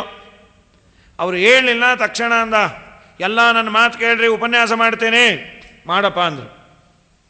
ಏಷಮೇ ಶಿಷ್ಯತಾಂ ಪ್ರಾಪ್ತಃ, ಇವು ನನ್ನ ಶಿಷ್ಯ, ನೀ ಯಾವಾಗ ಪಾಠ ಹೇಳದೆ ಅಂದರು. ಪಾಠ ಹೇಳಿದ್ರೆ ಮಾತ್ರ ಅಲ್ಲ, ನನ್ನ ಮಗಳನ್ನು ನಾ ಕೊಟ್ಟೇನೆ. ಸರಿ, ಸಂತೋಷಪ್ಪ. ಪಾಣಿಂ ವಿಪ್ರಾಗ್ನಿಮುಖತಃ, ಅದು ಏನು ಅಗ್ನಿ ಸಾಕ್ಷಿಯಾಗಿ ಎಲ್ಲ ಆಚಾರಗಳನ್ನು ಕರೆಸ್ಕೊಟ್ಟೇನೆ. ದೇವಬ್ರಾಹ್ಮಣರ ಸಾಕ್ಷಿಯಾಗಿ ಏನರಪ್ಪ ನಮ್ಮ ಮಗಳ ಮದುವೆಗೆ ಬಂದಿದ್ರೋ ಇಲ್ಲೋ ಅಂದರು ಆಚಾರಗಳನ್ನ. ಅವರಂದು ಬಂದೀವಿ ನೋಡಿ, ಅದೇ ಬ್ಯಾಗ್ ತಂದಿದ್ದೀವಿ ಅಂದರು. ಹಾಂ, ಪ್ರತ್ಯುತ್ಥಾನಾಭಿವಾದಾರ್ಹೇ ವಾಚಾಪ್ಯಕೃತನೋಚಿತಂ, ಎದ್ದು ನಿಂತ ನಮಸ್ಕಾರ ಮಾಡಬೇಕು, ಅಷ್ಟು ದೊಡ್ಡ ಯೋಗ್ಯತೆ ನಂದು. ಕಡೆಗೆ ಮಾತಲ್ಲಾದರೂ ಕೇಳಬ, ಏನೋ ಅಳಿಯಂಗೆ ಚಿಕನ್ ಗುನ್ಯ ಕಾಲು ಮಾಡಿಸ್ಲಿಕ್ಕಾಗಲ್ಲ, ಹಾಳಾಗಿ ಹೋಗಲಿ. ಬಂದರೆ ಏನು ಯಾವಾಗ ಬಂದ್ರಿ, ನಾವು ನೀವು ಒಟ್ಟಿಗೆ ಓಲಾದಲ್ಲಿ ಬರ್ಬೋದಾಗಿತ್ತಲ್ಲ, ಅನ್ಬೋದಾಗಿತ್ತಲ್ಲ. ಇವನು ಮೊದಲಿಂದ ಹೀಗೇನು ಶುರು ಮಾಡಿಬಿಟ್ಟು, ಇವನು ಅಯೋಗ್ಯ. ಇವನು ನಮ್ಮ ಮಗಳು ನೋಡಿದ್ರೆ ಜಿಂಕೆ ಕಣ್ಣು, ಇವನು ನೋಡಿದ್ರೆ ಕೋತಿ ಕಣ್ಣು, ವಾಸ ನೋಡಿದ್ರೆ ಸ್ಮಶಾನ, ಬಂಧು ಬಳಗ ನೋಡಿದ್ರೆ ಭೂತ ಪ್ರೇತ. ಹೌದು, ಏನು ನೋಡಿಕೊಟ್ಟು ಮಗಳನ್ನು ಕೊಡ್ಬೇಕಾದ್ರೆ ವಿಚಾರ ಮಾಡೋದ ಬೇಡ? ಮನೆ ನೋಡಿಕೊಟ್ಟೆ, ಮನೇನೇ ಇಲ್ಲ, ಸ್ಮಶಾನವೇ ಮನೆ ಅಂದ. ಹೋಗಲಿ, ರೂಪ ಏನು ರೂಪ ರೀ, ತಲೆಗೆ ಎಣ್ಣೆನೇ ಹಚ್ಚಿಲ್ಲ, ಜಟೆ ಕಟ್ಟು ಕೂತ್ಕೊಂಡಿದೆ. ಏನಾದರೂ ಪೌಡ್ರು ಬೇಕು ಅಂದರೆ ಬೂದಿ ಬಳಕೊಂಬರ್ತಾನೆ ಅವನು. ಬಾಯಿಗೆ ಬಂದದ್ದೆಲ್ಲ ಬೈದ. ಹೋಗಲಿ, ಬಂಧು ಬಳಗ ಎಲ್ಲ ಬಂಧು ಬಳಗ ಹೇಳೋದಲ್ಲ, ಭೂತ ಪ್ರೇತ ಪಿಶಾಚಿನೇ ಇವನು ಬಂಧು ಬಳಗ. ರಾತ್ರಿ ನಮ್ಮ ಮಗಳು ಎದ್ಲು ಅಂದರೆ ಕಿಲ ಹೊಡ್ಕೋತಾ ಇರತ್ತದು. ಮತ್ತೇನು ನೋಡಿಕೊಟ್ಟು? ನಮ್ಮ ಅಪ್ಪ ಹೇಳೋದು ಬ್ರಹ್ಮದೇವರು, ಇವನು ಕೊಡು ಅಂತ. ಅವ್ರನ್ನೇ ಕೇಳಬೇಕಾಗಿತ್ತು. ನಾ ಅಂದೆ, ಅಪ್ಪ ಇವನೇನು ಹುಚ್ಚುಚ್ಚಾಗಿದ್ದಾನೆ. ನಮ್ಮಪ್ಪ ಅಂದರು, ಕೆಲವರು ಮದುವೆ ಮುಂಚೆ ಹುಚ್ಚುಚ್ಚಾಗಿರ್ತಾರೆ, ಆಮೇಲೆ ಟಿಪ್ ಟಾಪ್ ಆಗ್ಬಿಡ್ತಾರೆ, ಕೊಡು ಅಂತ ಹೇಳಿ. ಕೆಲವರು ಹಾಗೆ ರೀ, ಮದುವೆ ಮುಂಚೆ ಅವರೇನು 10 ಜನದ ಅಂಗಾರಕ್ಕೆ ಒಬ್ಬರೇ ಹಚ್ಕೋತಾ ಇರ್ತಾರೋ. ಮದುವೆ ಆದಮೇಲೆ ಉದ್ಯಾಪನೆ ಮಾಡಿದವರು ಆ ರೋಡ್ಗೂ ಬರೋದಿಲ್ಲ. ರಾಯರ ಮಠ ಬೇಡ, ಇನ್ನೊಂದು ಬೇಡ. ಯಾಕೆ? ನಮ್ಮ ಮಿಸ್ಸಸ್ ಬೈತಾರೆ, ನಾನು ಮಾತು ಕೊಟ್ಟೇನು, ಧರ್ಮೇಚ ಅರ್ಥೇಚ ಕಾಮೇಚ ನಾಚಿ ಚರಾಮಿ. ಅಲ್ರಿ, ಅವ್ರು ಬಾಣಂತನಕ್ಕೆ ಹೋಗಿದಾರಲ್ಲ, ಇಲ್ಲ ರಾತ್ರಿ ಫೋನ್ ಮಾಡಿ ಬೈತಾರೆ, ಆದ್ದರಿಂದ ನಾನು ಅವ್ರಿಗೆ ಮಾತ್ರ ದ್ರೋಹ ಮಾಡಲ್ಲ. ಹೀಗಾಗಿ ಇವನು ಮದುವೆ ಆದಮೇಲೂ ಹೀಗೆ ಹುಚ್ಚಿದಾನೆ ಅಂತ ಬಾಯಿಗೆ ಬಂದಾದ ಬೈದ. ನಾಳೆಯಿಂದ ಯಜ್ಞದಲ್ಲಿ ಇವನಿಗೆ ಆಹುತಿ ಇಲ್ಲ, ಅಮೆಂಡ್ಮೆಂಟು ತಂದ. ತನ್ನ ಮನೆಯಲ್ಲೇ ಯಜ್ಞ ಇಟ್ಕೊಂಡ. ಎಲ್ಲ ದೇವತೆಗಳಿಗೂ ಆಹ್ವಾನ ಹೋಗಿದೆ. ರುದ್ರದೇವರು ಸತೀದೇವಿನ ಕರೆದಿಲ್ಲ. ಎಲ್ಲ ಸತೀದೇವಿ ಮನೆ ಮುಂದೆ ಹೋಗ್ಬೇಕಾದ್ರೆ, ಸತಿ ನೀಯೇನಮ್ಮ ಹೊಂಟೇ ಇಲ್ಲ, ಈಗೇನು ಕಳ್ಳೆಕಾಯಿ ಪರಸೆ ಅಲ್ಲಲ್ಲ ಅಂದು. ಕಳ್ಳೆಕಾಯಿ ಪರಸೆ ಅಲ್ಲೇ, ನಿಮ್ಮಪ್ಪನ ಮನೆಯಲ್ಲಿ ಯಜ್ಞ. ತಕ್ಷಣ ಓಡಿ ಬಂದು ಗಂಡನ ಹತ್ರ, ಸ್ವಾಮಿ ಪ್ರಜಾಪತೇಸ್ತೆ ಶಶುರಸ್ಯ ಸಂಪ್ರತಂ ನಿರ್ಯಾಪಿತೋ ಯಜ್ಞ ಮಹೋತ್ಸವ ಕಿಲ ವಯಂಚ ತತ್ರಾಭಿಸರಾಮ ವಾಮತೆ ಯದ್ಯರ್ಥಿತಾಮಿ ವಿಬುಧಾ ವ್ರಜಂತಿ. ನಿಮ್ಮ ಮಾವನ ಮನೆಯಲ್ಲಿ ಯಜ್ಞ, ನಮ್ಮಪ್ಪನ ಮನೆ ಅನ್ಲಿಲ್ಲ ರೀ ಅವಳು. ಈ ಎಲ್ಲ ದೇವತೆಗಳು ಹೊರಡ್ತಾ, ನಾವು ಹೋಗೋಣವ? ನಿಮ್ಮಪ್ಪ ನಮ್ಮನ್ನು ಕರೆದೇ ಇಲ್ಲ. ಅವಳಂದು ನಿನ್ನೆ ಪುರಾಣದಲ್ಲಿ ನೀವೇ 3 ಕಡೆ ಕರೀದೇ ಇದ್ರು ಹೋಗ್ಬೋದು ಅಂದ್ರಿ. ಕಥಂ ಸ್ವತಾಯ ಪಿತೃಗೇಹ ಕೌತುಕಂ ನಿಶಮ್ಯ ದೇಹ ಸುರವರಿಯನೆಂಗತೆ ಅನಾಹುತಾಪ್ಯಭಿಯಂತಿ ಬಂಧುಷು ಭರ್ತುರ್ಗುರೋರ್ದೇಹ ಕೃತಶ್ಚಕೇತನಂ. ಆಹುತರಾಗಿ ಅಲ್ಲ, ಅನಾಹುತಾಪಿ. ಕರೀದೇ ಇದ್ರು ಗಂಡನ ಮನೆಗೆ, ಗುರುಗಳ ಮನೆಗೆ, ದೇಹ ಕೊಟ್ಟು ತಂದೆ ಮನೆಗೆ, 3 ಕಡೆ ಇನ್ವಿಟೇಷನ್ ಬ್ಯಾಡ್ ಅಂತ. ಗಂಡನ ಮನೆಗೆ ಹೆಂಡತಿ ಹೋಗೋದು ಅವಳ ಕರ್ತವ್ಯ, ಅಲ್ಲೇನು ಇನ್ವಿಟೇಷನ್. ಏನೋ ಸಣ್ಣ ಪುಟ್ಟ ಜಗಳ ಇರುತ್ತೆ ಎಲ್ಲರ ಮನೇಲಿ. ಕಾಫಿ ಕೊಟ್ಟರು, ಅದರಲ್ಲಿ ಸೊಳ್ಳೆ ಬಿದ್ದಿತ್ತು. ಏನಿದು, ಏನು ಕಣ್ಣು ಕಾಣಲ್ವಾ ಸೊಳ್ಳೆ ಅಂದವಳು. ಅಸಹ್ಯ ಅಲ್ಲ, ನಿಮ್ಗಿನ್ನ ವಾಸಿ. ಅದ್ಯಾಕೆ ಬಿತ್ತು, ನಿಮ್ಗೆ ಕಾಮನ್ ಸೆನ್ಸೇ ಇಲ್ಲ. ಪುಟ್ಟ ಲೋಟದಲ್ಲಿ ಸೊಳ್ಳೆ ಅಲ್ಲ, ಏನು ಆನೆ ಬೀಳತ್ತಾ, ಕುಡೀರಿ ಬಾಯಿ ಮುಚ್ಕೊಂಡು ಅಂದವಳು. ಹೊಟ್ಟೋಗಂದ. 3 ದಿನಕ್ಕೆ ಮತ್ತೆ ಬರಬೇಕು. ಗುರುಗಳು ಸಂಚಾರ ಮಾಡಿ ಎಲ್ಲೋ ಬಂದಾಗ ಅವ್ರು ಬಂದಿಯಾರ ನಾವು ಹೋಗಿ ದರ್ಶನ ಮಾಡ್ಕೊಂಬರೋದು ನಮ್ಮ ಕರ್ತವ್ಯ. ಹಾಗೆ ದೇಹ ಕೊಟ್ಟು ತಂದೆ ಮನೆಗಲ್ಲ. ಅವರು ಎಷ್ಟು ಮುದ್ದಾಗಿ ಮಾತಾಡಿದ್ರು ನೋಡ್ರಿ. ಅವರ ಮಾತೇ ಚೆನ್ನಾಗಿ ಕಾನ್ವರ್ಸೇಷನ್. ಮಂಗಳಾಂಗಿ, ನೀ ಹೇಳಿದ್ದು ನಿಜ ಅಮ್ಮ.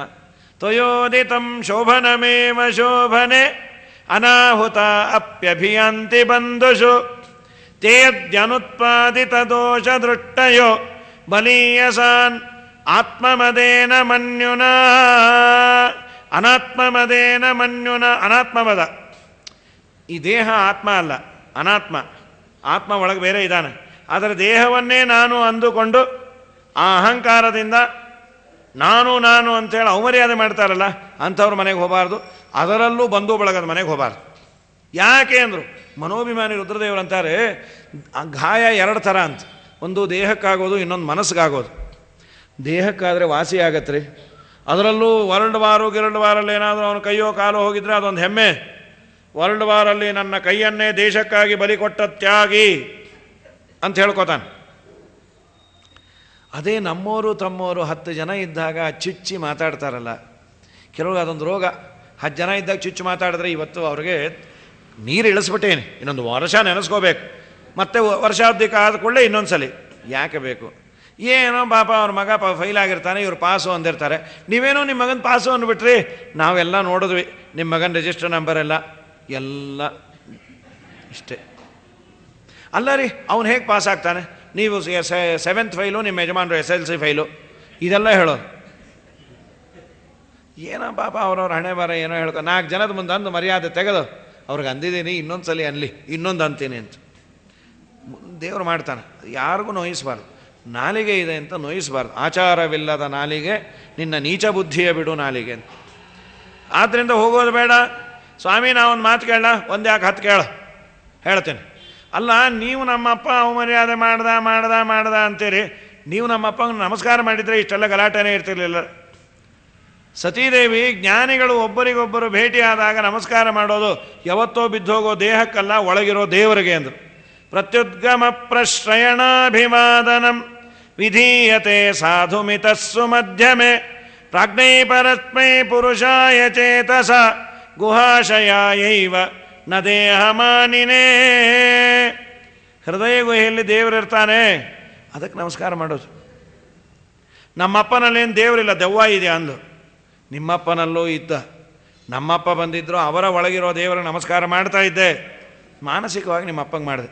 ಇಲ್ಲೊಂದು ರಾಘವೇಂದ್ರ ಸ್ವಾಮಿಗಳು ಈ ಶ್ಲೋಕಕ್ಕೆ ವ್ಯಾಖ್ಯಾನ ಮಾಡ್ತಾ, ಭಾಗವತಕ್ಕೆ ವ್ಯಾಖ್ಯಾನ ಮಾಡಿಲ್ಲ, ಈ ಶ್ಲೋಕವನ್ನು ಮಧ್ವಾಚಾರ್ಯರು ಕರ್ಮನಿರ್ಣಯದಲ್ಲಿ ತಗೊಂಡ್ಯಾರು. ಅರ್ಚತ ಪ್ರಾರ್ಚತ ಪ್ರಿಯಮೇಧಾಸೋ ಅರ್ಚತ ಅರ್ಚಂತು ಪುತ್ರಕಾಹ ಉತಪುರಂ ನ ದೃಷ್ಟ್ವರ್ಚತ ಅಂತ ಒಂದು ಋಗ್ವೇದದ ಮಂತ್ರ. ಮಂಗಳಾರತಿ ಮಾಡಬೇಕಾದ್ರೆ ಹೇಳ್ತೀವಲ್ಲ, ಆ ಮಂತ್ರದ ಅರ್ಥ ಏನು ಅಂದರೆ ಅರ್ಚತ ದೇವರ ಪೂಜೆ ಮಾಡಿರಿ, ಪ್ರಾರ್ಚತ ಒಳ್ಳೆ ಪೂಜೆ ಮಾಡಿರಿ. ಏನದು ಒಳ್ಳೆ ಪೂಜೆ ಅಂದರೆ ಟೀಕಾರಾಯರು ಬರೀತಾರೆ, ಪಾಠ ಪ್ರವಚನ ರೂಪದ ಪೂಜೆ.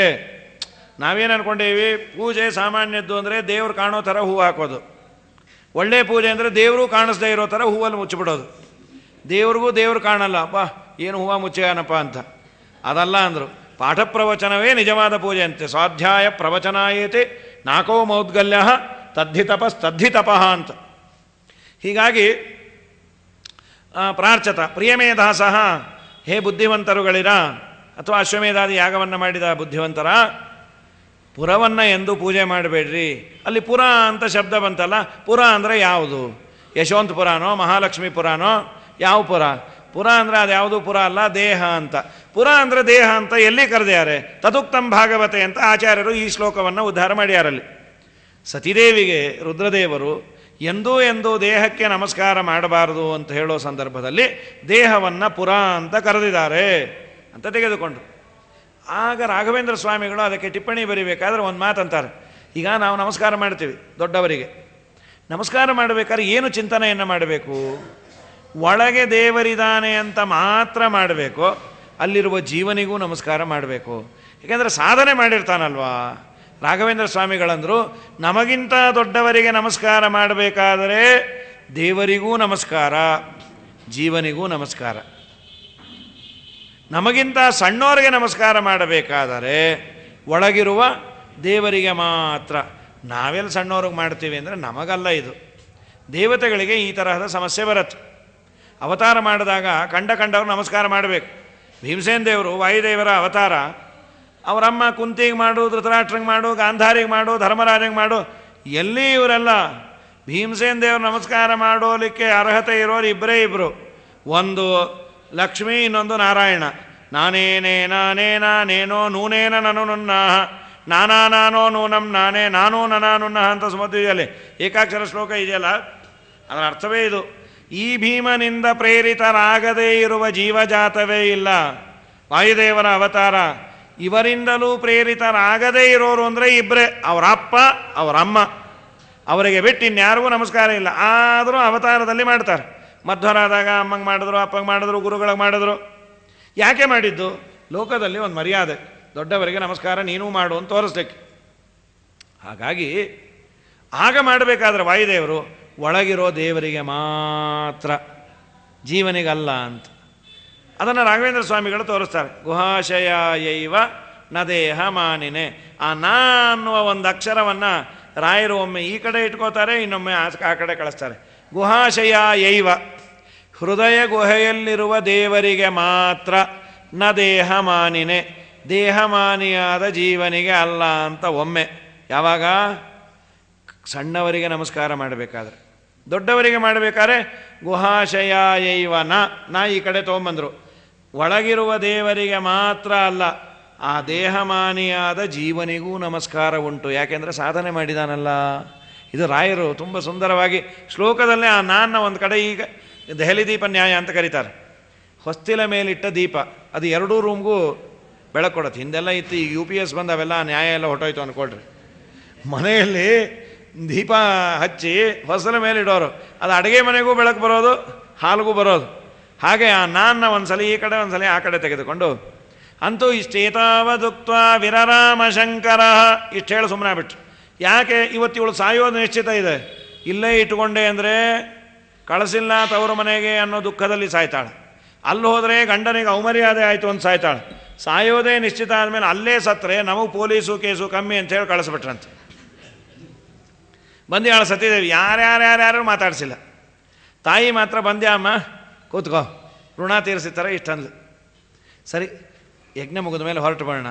ಬೇಡ, ನಮ್ಮ ಯಜಮಾನರು ಹೇಳಿದ್ದೆ ಸರಿ, ಇನ್ನೇನು ರುದ್ರದೇವರಿಗೆ ಆಹುತಿ ಹಾಕಬೇಕು, ಮುಂದೋಗಲಿ ಅಂದ್ಲು. ತಕ್ಷಣ ಎದ್ದು ನಿಂತು, ಪಾಪಿ ನನ್ನ ಯಜಮಾನರಲ್ಲಿ ನೀನಲ್ಲಿ, ನನ್ನ ಯಜಮಾನರ 2 ಅಕ್ಷರವನ್ನು ಹೇಳಿದ್ರೆ ಉದ್ಧಾರ ಆಗ್ತಾರೆ. ಏನೋ ಜನ್ಮಾಂತರದ ಪುಣ್ಯ ವಿಶೇಷದಿಂದ ನಿನಗೊಂದು 4 ಕಾಸು ಬಂದಿದೆ ಅಂಥೇಳಿ, ಒಂದು ಪೋಸ್ಟ್ ಬಂದಿದೆ ಅಂತ ನನ್ನ ಯಜಮಾನನ ತಿರಸ್ಕಾರ ಮಾಡ್ತೀಯ.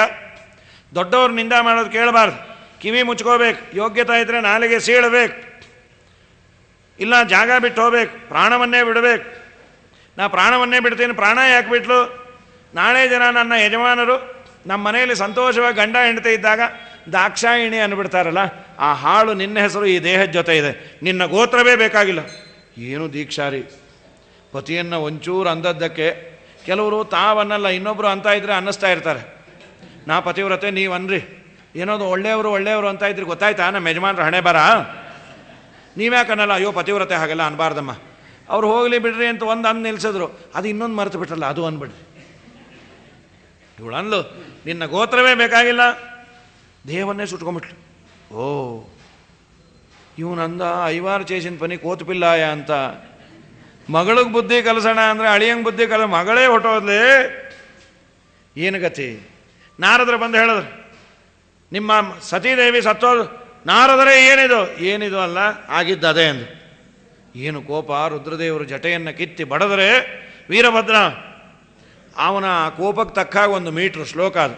ಕ್ರುದ್ಧಸ್ಸ ದುಷ್ಟೋಷ್ಟ ಪಟಿಸ್ಸ ದುರ್ಜಟಿರ್ ಜಟಾಂ ತಟಿದ್ವನ್ಹಿ ಸಟೋಗ್ರ ರೋಜಿಷಂ ಉತ್ಕೃತ್ಯ ರೌದ್ರ ಸಹಸೋತ್ತಿತೋ ಹಸನ್ ಗಂಭೀರನಾದ ವಿಸಸರ್ಜ ಭೂಮ್ಯ. ಪದಗಳೇ ಕ್ರುದ್ಧಸ್ಸ ದುಷ್ಟೋಷ್ಟ ಪಟಿಸ್ಸ ದುರ್ಜಟಿ. ಪ್ರಸಂಗಕ್ಕೆ ತಕ್ಕಾಗಿರಬೇಕು. ನರಕ ವರ್ಣನೆ ಮಾಡ್ತಾ ಎಂತಿದೆ ಅಂದರೆ ಅದು ವಾಯುಸ್ತುತಿಯಲ್ಲಿ ಹೇಗಿದೆ ನೋಡ್ರಿ. ಉತ್ತಪ್ತ ತಿತ್ಕಡತ್ತಿಟ್ ಪ್ರಕಟಕಟಕಟಧ್ವಾನ ಸಂಘಟ್ಟನೋದ್ಯೋಡಸ್ಫುಲಿಂಗ ಪ್ರಕರ ವಿಕಿರಣೋತ್ವಾತಿತೆ ಬಾಧಿತಾಂಗಾನಂದ್ರಮ್ಮ. ಆ ಶ್ಲೋಕ ಹೇಳೋದೇ ಅಷ್ಟು ಕಷ್ಟ, ಇನ್ನು ಕಾಟ ಎಷ್ಟು ದೊಡ್ಡದು.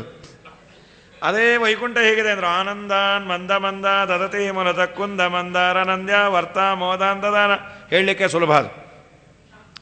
ವೀರಭದ್ರ ಬಂದ, ಏನು ಮಾಡ್ಬೇಕು? ದಕ್ಷಂ ಸ ಯಜ್ಞಂ ಜಹಿ, ಯಜ್ಞ ಸಮೇತ ದಕ್ಷನನ್ನು ನಾಶ ಮಾಡಿ ಬಾ. ಭೂತ ಪ್ರೇತ ಎಲ್ಲ ಸಿಕ್ಕವ್ರಿಗೆಲ್ಲ ಹುಳಾಕ್ಬಿಟ್ರು. ಅಲ್ಲೆಲ್ಲ ಏನು ಮಾಡಿದರು? ಕೆಲವರೆಲ್ಲ ಬಯ್ಯೋ ಕಾಲಕ್ಕೆ ಅಲ್ಲಿ ರುದ್ರದೇವರನ್ನು ನಗತಾ ಇದ್ರು. ನಗತೀಯ ಅಂಥೇಳಿ ಅವನಿಗೆ ಹೊಡೆದ್ರು, ಅಲ್ಲೆಲ್ಲ ಮುರಿದೋಯ್ತು. ಗಡ್ಡ ಬಿಟ್ಕೊಂಡಿದ್ದ, ಗಡ್ಡ ಎಳೆದ್ರು, ಭೃಗು ಋಷಿಗಳದು ಗಡ್ಡ ಕಿತ್ಕೊಂಬಂತು. ಇನ್ನೊಬ್ಬನ ಕಣ್ಣು ಕಿತ್ತಿಟ್ಬಿಟ್ರು. ಭಗಸ್ಯ ನೇತ್ರೆ. ದೊಡ್ಡ ದೊಡ್ಡವರನ್ನು ವಿವಾದ ಮಾಡಿದ್ರು ಹೀಗೆ ರೀ. ಅದನ್ನೇ ನಮ್ಮ ವಾದರಾಜರು ಅಂದಿದ್ದು. ಏನದು? ಹಾಸ್ಯಾವ ಮಾಡಿ ಹಲ್ಲ ಉದುರಿಸಿಕೊಂಡವನೊಬ್ಬ, ಅದರ್ಶಾಂಗ್ರಿ ಒಬ್ಬ, ಒಕ್ಕಣ್ಣನೊಬ್ಬ ಅಂತ. ಕಂಡವ್ರಿಗೆಲ್ಲ ಹೊಡಿತಾರೆ. ಕಡೆಗೆ ಅವನ ತಲೆಯನ್ನು ಕಡಿದ್ರು, ಮತ್ತೆ ಬಂದು ಸೇರ್ಕೋತು. ರುದ್ರಾಂತರ್ಗತ ನರಸಿಂಹನಿಗೆ ಇದೊಂದು ಆಹುತಿ ಅಂತ ಅನುಸಂಧಾನ ಮಾಡಿ ಕಡಿದ್ರು, ಸತ್ತೋದು. ಆ ತಲೆಯನ್ನು ತಂದು ಈ ಭೂತಗಳೆಲ್ಲ ಕುಂಡದಲ್ಲಿ ಬೇರೆ ಹಾಕಿಟ್ಬಿಟ್ರು. ತಲೆನೇ ಸುಟ್ಟೋಯ್ತು. ಓ, ರುದ್ರದೇವರ ಕೋಪ. ಬ್ರಹ್ಮದೇವ್ರಿಗೆ ಹೇಳಿದ್ರು, ಸ್ವಾಮಿ ಪ್ರಳಯ ಶುರು ಮಾಡಿಬಿಟ್ಟಿಯಾರೇ. ಬ್ರಹ್ಮದೇವರು ಅಂದ್ರೆ ಅವ್ರಿಗೆ ಯಾಕೆ ಕೋಪ ತರಿಸ್ತೀರಿ? ಜ್ಞಾನ ಇಲ್ಲ ನಿಮಗೆ? ಬನ್ರಿ ಕೈಲಾಸಕ್ಕೆ ಹೋಗೋಣ ಅಂತ ರುದ್ರಾಂತರ್ಗತ ನರಸಿಂಹನಿಗೆ ಸ್ತೋತ್ರ ಮಾಡಿ ರುದ್ರದೇವರನ್ನು ಕರ್ಕೊಂಬಂದು, ಆಮೇಲೆ ಅಲ್ಲೊಂದು ಮೇಕೆ ಇತ್ತು, ಆ ಮೇಕೆ ತಲೆಯನ್ನು ಇವನಿಗಿಟ್ರು. ಅಂತೂ ರುದ್ರದೇವರನ್ನು ತಿರಸ್ಕಾರ ಮಾಡಿದ್ದಕ್ಕೆ ಮಾಡಿದ ತಲೆಯೇ ಹೊಟ್ಟೋಯ್ತು. ಕಕಚ್ಛೇದ ಅಂತ. ಕ ಅಂದರೆ ದಕ್ಷ ಪ್ರಜಾಪತಿಯ, ಕ ಅಂದರೆ ತಲೆ, ಅದರ ಛೇದ, ಕಕಚ್ಛೇದ ಪ್ರಸಂಗ ಅಂತಾನೆ ಕರೀತಾರೆ. ಅಂತೂ ದೊಡ್ಡವರನ್ನು ನಿಂದೆ ಮಾಡಿದ್ರೆ ಆ ತಲೆನೇ ಹೊಟ್ಟೋಯ್ತು ಅಂದರೆ, ದಕ್ಷ ಪ್ರಜಾಪತಿಗೆ ಡೈಜೆಸ್ಟ್ ಆಗಿಲ್ಲ ಅಂದರೆ ನಾವು ಸುಮ್ಮನೆ ಯಾರ್ಯಾರನ್ನೂ ಆಡಬೇಡ್ರಿ, ತುಂಬ ಕಷ್ಟ. ಆಮೇಲೆ ರುದ್ರದೇವರು ಪಾರ್ವತಿ ದೇವಿಯನ್ನು ಮತ್ತೆ ಮದುವೆ ಅವಳೇ ಪಾರ್ವತಿಯಾಗಿ ಹುಟ್ಟಿ ಬಂದು ಲಗ್ನ ಆಯಿತು ಅಂತ ಹೇಳ್ತಾರೆ. ನಾಳೆ ದಿವಸ ಮುಂದೆ ಧ್ರುವರಾಜರ ಕಥೆಯನ್ನು ಮುಂದಿನ ಭಾಗ ನೋಡು. ಶ್ರೀಕೃಷ್ಣಾರ್ಪಣ ವಸ್ತು. ನಾಳೆ ದಿವಸ ಇಲ್ಲಿ ಸ್ವಾಮಿಗಳು ಬರ್ತಾರೆ. ಮಾಧವತೀರ್ಥ ಸಂಸ್ಥಾನದ ಉಭಯ ಶ್ರೀಪಾದಂಗಳವರು ತನ್ನಿಮಿತ್ತಕವಾಗಿ ಪ್ರವಚನದ ಸಮಯ ಸ್ವಾಮಿ ಏನು 8:30 9:30 ಏನು? ಆ ಸ್ವಾಮಿಗಳು 10ಕ್ಕೆ ಬರ್ತಾರೆ. ಸೊ 8:30 9:30 ಪ್ರವಚನ. ಆಮೇಲೆ ಸ್ವಾಮಿಗಳು ಬಂದ ಮೇಲೆ ಅವರ ಪಾದಪೂಜೆ ಮಂತ್ರಾಕ್ಷತೆ ಅದೆಲ್ಲ ಆಗುತ್ತೆ. ಆ ಕಾರಣದಿಂದ 8:30 9:30 ಅದು ಮಾಡಿ ಮೇಲೆ ಫಸ್ಟ್ ಫ್ಲೋರಲ್ಲಿ ಇಲ್ಲಿ ಮಂಟಪ ಎಲ್ಲ ಹಾಕ್ಕೊಳ್ಬೇಕಾಗತ್ತೆ. ಮೇಲೆ ಪ್ರವಚನ ಬೆಳಗ್ಗೆ 8:30 9:30. ಶ್ರೀಕೃಷ್ಣ ಅರ್ಪಣ ಮಸ್ತು.